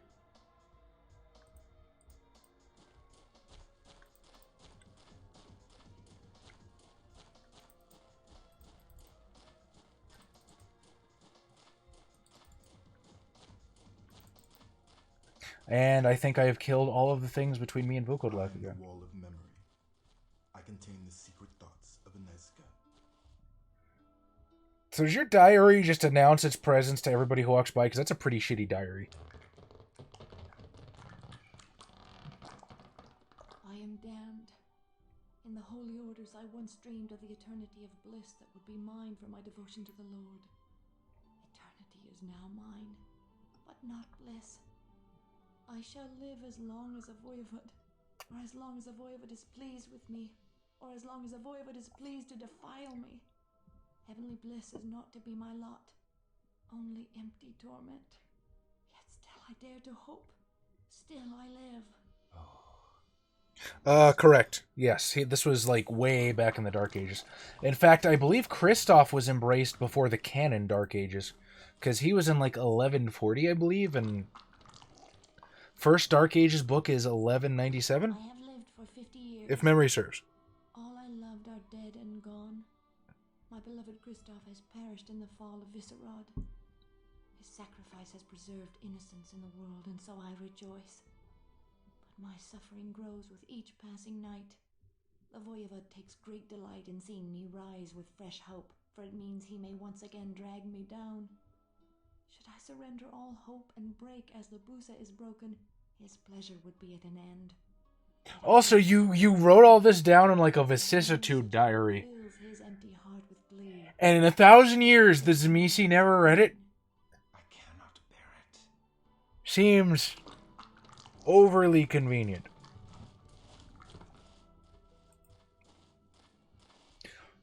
Talk to me next, creepy, disgusting tentacle head. For more than 200 years, I have suffered every possible form of... Vukodlak, Anezko, you know that hall downstairs with your face on it? They keep saying it's your secret diary. My lord, it's an art installation. But now, I am sinking into the murky depths, and the last whisper of hope in me is fading like the final bubbles of breath from a drowning woman. As we grow close to the day of his resurrection, Vukodlak... I'm just saying, you think Labusa would have tattled. I cannot bear. He has decreed that I inflict defilement on others by binding innocent men and women into the walls of his accursed cathedral of flesh. His power compels me, and I cannot resist a direct command. I can endure my own degradation, but I cannot abide to befoul others. I fear I shall shatter like glass. My poor, poor Aniska. This is my doing. Every humiliation she suffers is on my head. Kristoff, you can't blame yourself for the choices she made. Shut up, woman! Let's see, what would Kristoff say in this regard? Yeah, no, I feel like Kristoff would kick himself in the ass for this one. Silence. Labusa couldn't have tattled when this was built. By that time, she got demoted to being the outside dog. Good point, Axis. Yeah, Labusa was kind of on the shit list.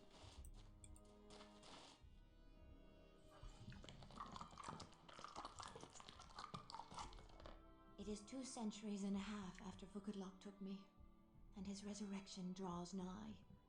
He now demands that I surrender the final shreds of my honor and perform evil acts of my own volition. So we're talking like 1350, right? I defy my master's command that I defile others, and when I resist him, my poor body carries out his tasks against my will, like a puppet.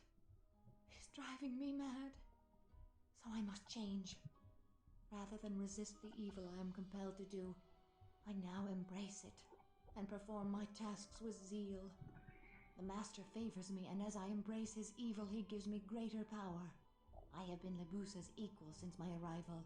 Now shall I take over her duties, gladly trading the final measure of my innocence for control over the voivod's worldly affairs. 'Tis the only way.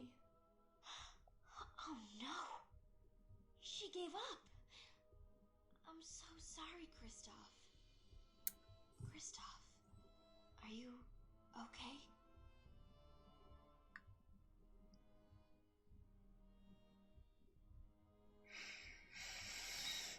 What's the Kristoff answer here? Again.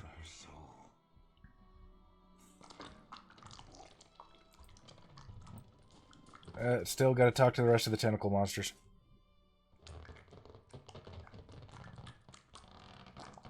I have now lived more than 300 years. That's actually the most cool use for vicissitude ever. Yes, but like I said... Imagining, So Vukudlak never, like, this never... Hey, maybe that's a thing I should look at or be aware of. Also, I'm supposed to be completely omniscient through my servants or something. I think that was established at some point. Just a little weird. I think why I have such a nostalgic attachment to this game is that it was the very first game that made me feel feelings at a time in my life when I was much more emotionally vulnerable. Glad this didn't come out around before life started to murder my emotions. Honestly, I was in a good place the first time I played this. I just really loved Kristoff and Inezka so much. That's what really grafted the game onto me. People love Bloodlines, they play Bloodlines over and over again for the gameplay and just because it's an amazing RPG. But you play this game over and over again for Kristoff and Inezka, hands down. This is supposed to be the purest woman in the world? Lily, I think you should really zip it. Dude, why is everybody shitting on Lily? Zip it. You're right. Kristoff, I'm so sorry. You must be feeling awful. Redemption's intro cinematic claims that it takes place in 1141, but based on historical details, it's more likely it takes place between 1187 and 1192. Huh. Only 5 to 10 years before Vampire the Dark Age's setting start date of 1197.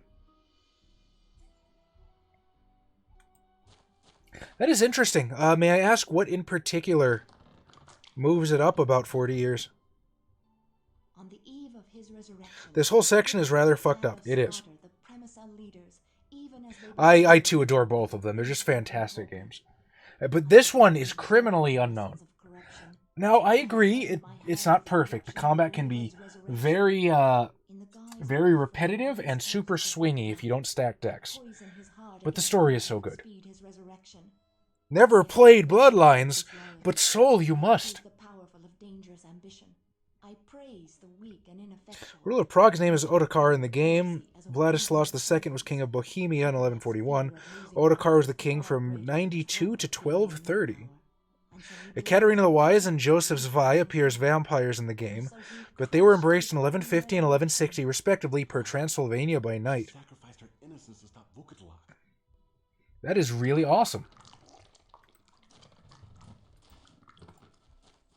See, this is cool. I had no frame of reference for that. Thank you, Mr. Watson. I think I've played Bloodlines 20 plus times. Not all of my walkthroughs were complete, but still. Only 20 plus times, Cosmic. Well, I mean, I think we were talking about earlier how I played like 4 or 5. It's funny. There's like, I'm trying to think about how to put it.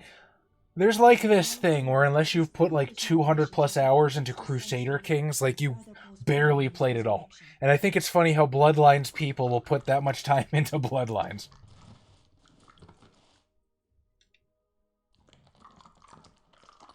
We will do a Bloodlines playthrough at some point. I'm just waiting for the canon of Free States to connect to Bloodlines. And then we can do it.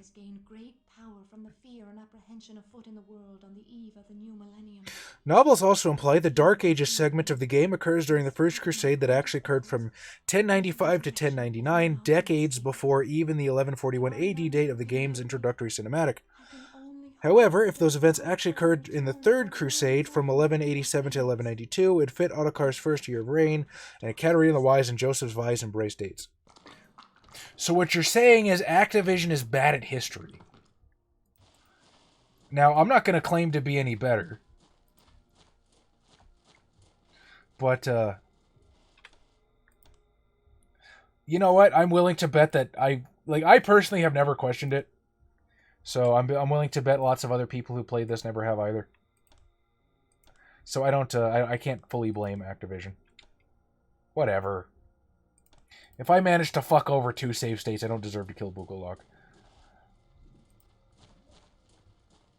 Hello, Libusa. Come with me quickly. I can help you. Why should I enter thy trap, servant of the fiend? I think Redemption has by far the better story and much more immersive. Bloodlines has better gameplay and much more relatable modern comfort to it. I used to tell people Bloodlines was like playing Vampire Mafia before I knew what VTM really was. I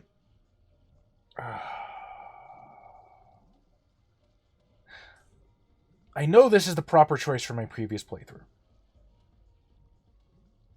Fuck it. Why not? Let's just kill this motherfucker. With my sword at thy back. I don't know if this is more immersive. I definitely think Bloodlines was more immersive because you get to project onto the character more because it was faceless. This definitely has a better story, though. And a better main character, I think, because Kristoff was awesome. Allowing me to serve you all these years, watching over your sweetly cruel. I like Redemption. The plot and characters are great, but I'm not a huge fan of Dungeon Crawler. Yeah, that is a thing.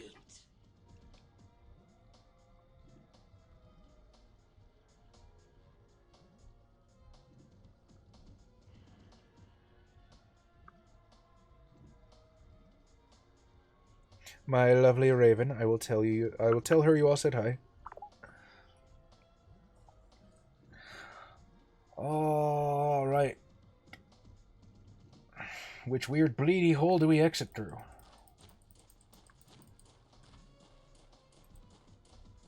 That was the wrong weird bleedy hole.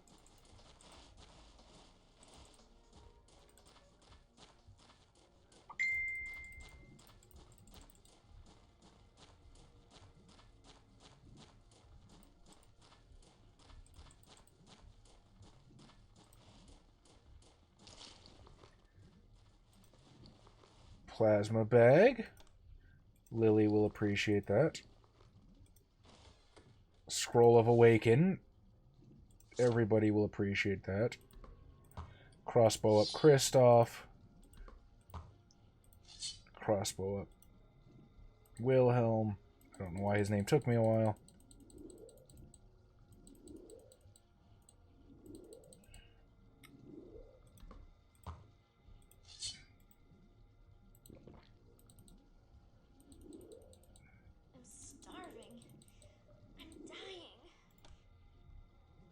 It's okay. Game's over in a few minutes. Grenade launcher. Again, gonna stay away from the explosives because they can hit my guys too. My first time I tried going in full rocket launchers on Vukodlak, didn't go well.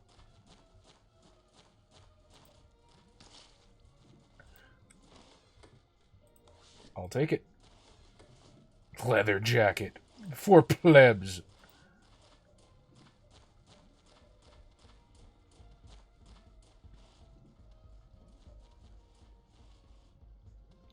Redemption played a lot like a third-person Diablo instead of over-the-top view. Bloodlines felt more like a proper game. This absolutely does feel like Diablo. All right. It's go time, you guys!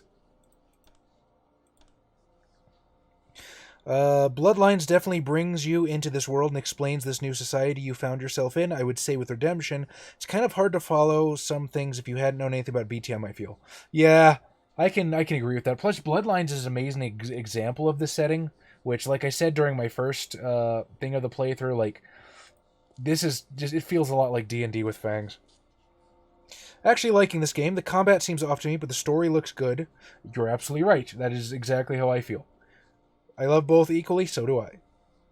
Redemption's based on the Quake engine. I didn't know that. Given what they started with, I'm actually kind of impressed how far they managed to change things, even if it's pretty wonky. Bloodlines is the vertical slice, you mean?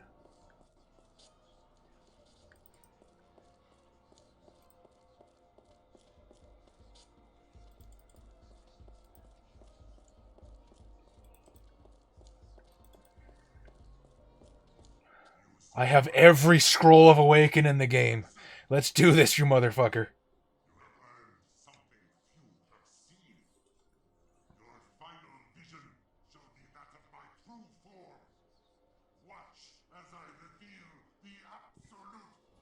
Taking bets on how long it takes Vukodlak to clean up the plagues, I'll give 10 to 1 that Chaz lasts less than 3 minutes. I will take that as a challenge.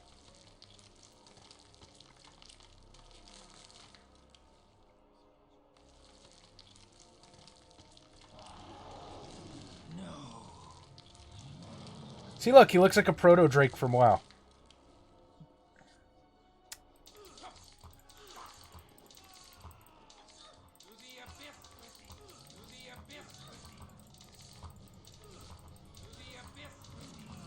Oh, cool. The theme song is playing. I'm a sucker for thematic elements like that. Oh, crap. Sword of Idgaf. Give me cheese beyond cheese. Our weak lack of precious blood. The beast awakens.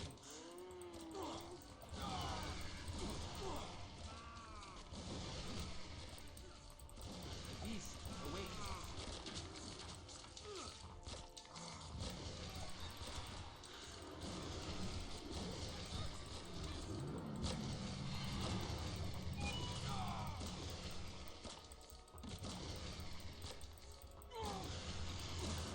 God damn, that auto frenzy sucked. Also, Wilhelm, get off the Nosferatu. Nosferatu are friends, not food.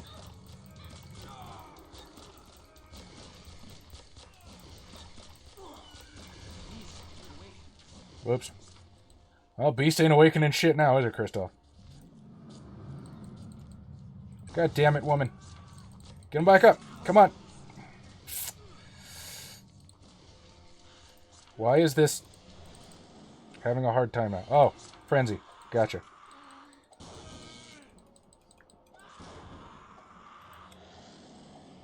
Oh! Everybody's getting eaten. Well, that's fun.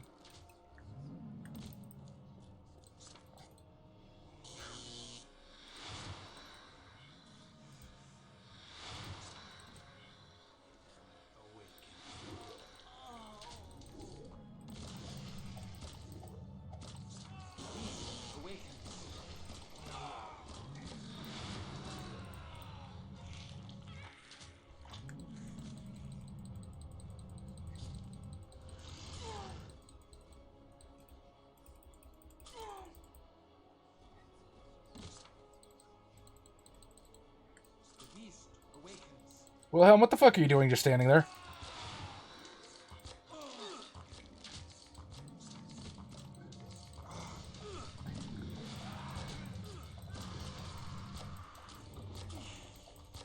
Fucking million hit points on this guy.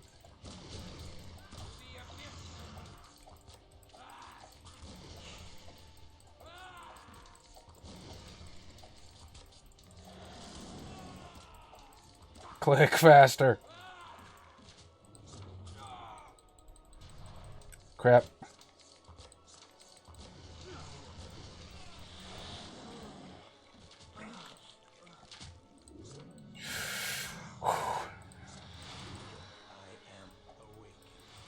I wasn't screwing around when I bought all the scrolls.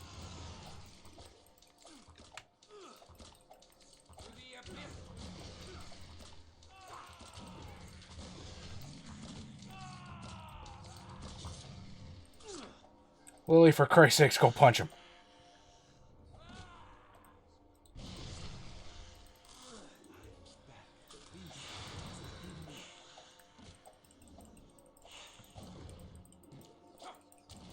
Flanking, isn't it?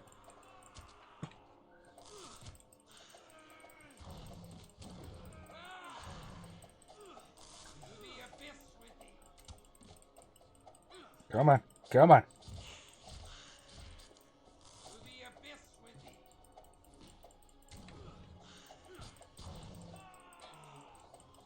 Come on, Vokodlak. Come on, buddy.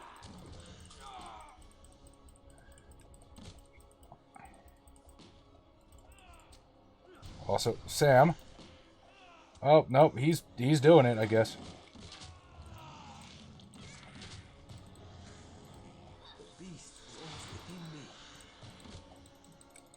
Get his ass up!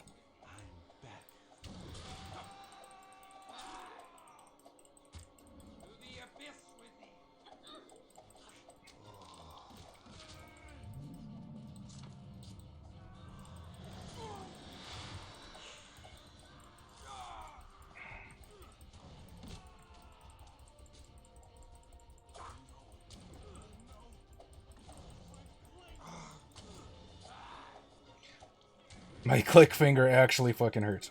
Although that's my fault, because pretty sure this game has an auto attack.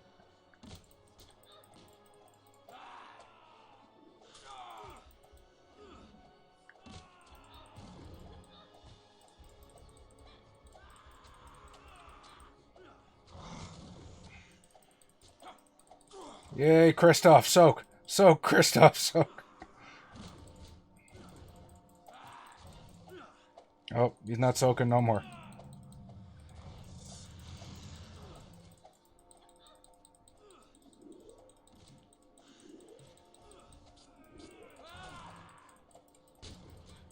I would like to point out the sword is also doing ag damage. That's how hard this motherfucker is to kill.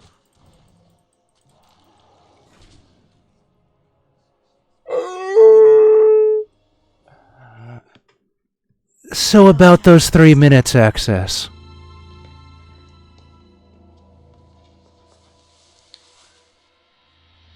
Now that the fiend is no more, my unnatural power dissolves. I fear for my soul after my defilement. After all that I have done. Sorry for the itty-bitty cutscene again. For some reason, But I don't know how to make rejoice that OBS my display last this at sight full shall be thee. size. I only pray that one day I may attain thy forgiveness. I grant all forgiveness, though thou art blameless and pure in mine eyes. Then death finds me in joy and rapture. Aneska, my accursed soul trembles to utter these selfish, blasphemous words. Thank you very much, Cosmic. But thou need not die if thou wouldst endure. Thou would still have me, Kristoff? I scarcely dared hope. Thy love has redeemed me across 1,000 years. I would that I could offer salvation in return, but I have none to give. Damnation. Damnation with thee would be sweet as salvation.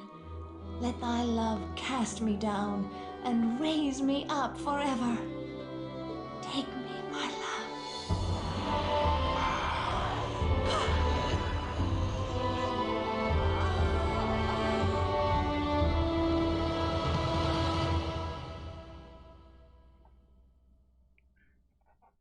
The end. Aneska went on to be briefly mentioned in Clan Book Bruja, sort of. They speak so pretty. Ladies and gentlemen, it is with a bittersweet sense of accomplishment that I can say that is the game.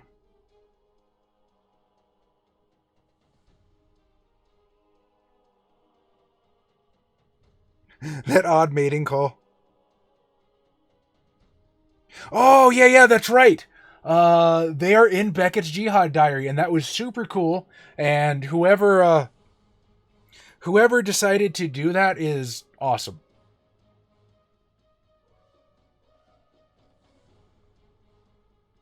Valiant Archangel, hello, welcome, thank you.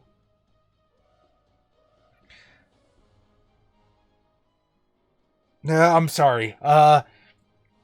So I will figure out... I might be heading to Gen Con next week. I'm not sure. I have to look at a calendar. If not, I'll figure out what I'm going to stream next week. It'll be something else vampire-related, I promise. In the meantime, guys, I would just really like to thank every single one of you for joining me here. I appreciate every single one of you viewers coming here, sharing a piece of your life with me every week like this. It means a lot. Mr. Watson... thank you for coming. Again, it means a lot to have you here as well. You're welcome back anytime you wish, sir. It was absolutely a pleasure having you. Soul Access, glad you could finally make it. Golden Slam, my friend, glad to see you here. There'll be many more streams where this came from. My pleasure, Mr. Watson. I am a vampire nerd. I will do what I can to build the community. I promise that. Cosmic, always happy to have you here. Let's see. Russell, you are always a boss. You are always here, beginning to end. You are awesome. Looking through the stream chat, who else do I need to thank? Jay, you are awesome. Oh, I can just do this. Lost Tribes, been a while since I've seen you here, sir. Yes, I did totally kick this game's ass. But there will be more next week.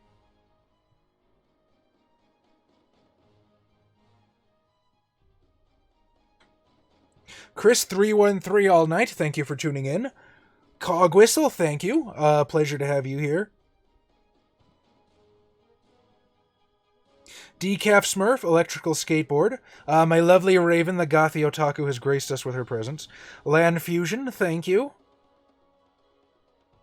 VNK, Valiant Archangel, and Virgo Pros, you fine people. Thank you for sharing a few minutes with me, or however as long as you could. Very glad to hear it, Valiant. Thank you very much. There will be more. Where this came from, I am going to, I guess, end the stream here on a very, very Valiant, very triumphant note. Real quick, if you are watching this on Twitch, please follow. If you're watching us on YouTube, please subscribe. We also have some Vampire the Masquerade live plays over on the YouTube channel if you'd like to see more of that. Wraith of the Oblivion, the end of our Wraith Chronicle, will be right here on Twitch on Wednesday. Social media down below if you want to chat with us or hang out with us. If you really, really like what we do, Patreon down below. And by the way, if you're not watching on YouTube, maybe take a swing by, because there's a lot of stuff on the YouTube channel that doesn't show up on Twitch just because it is edited content made for YouTube.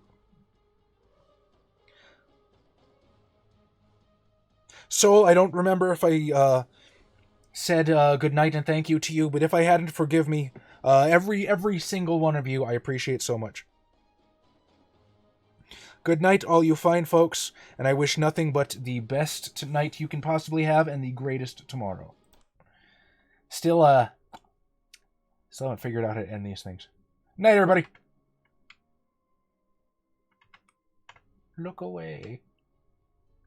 OBS.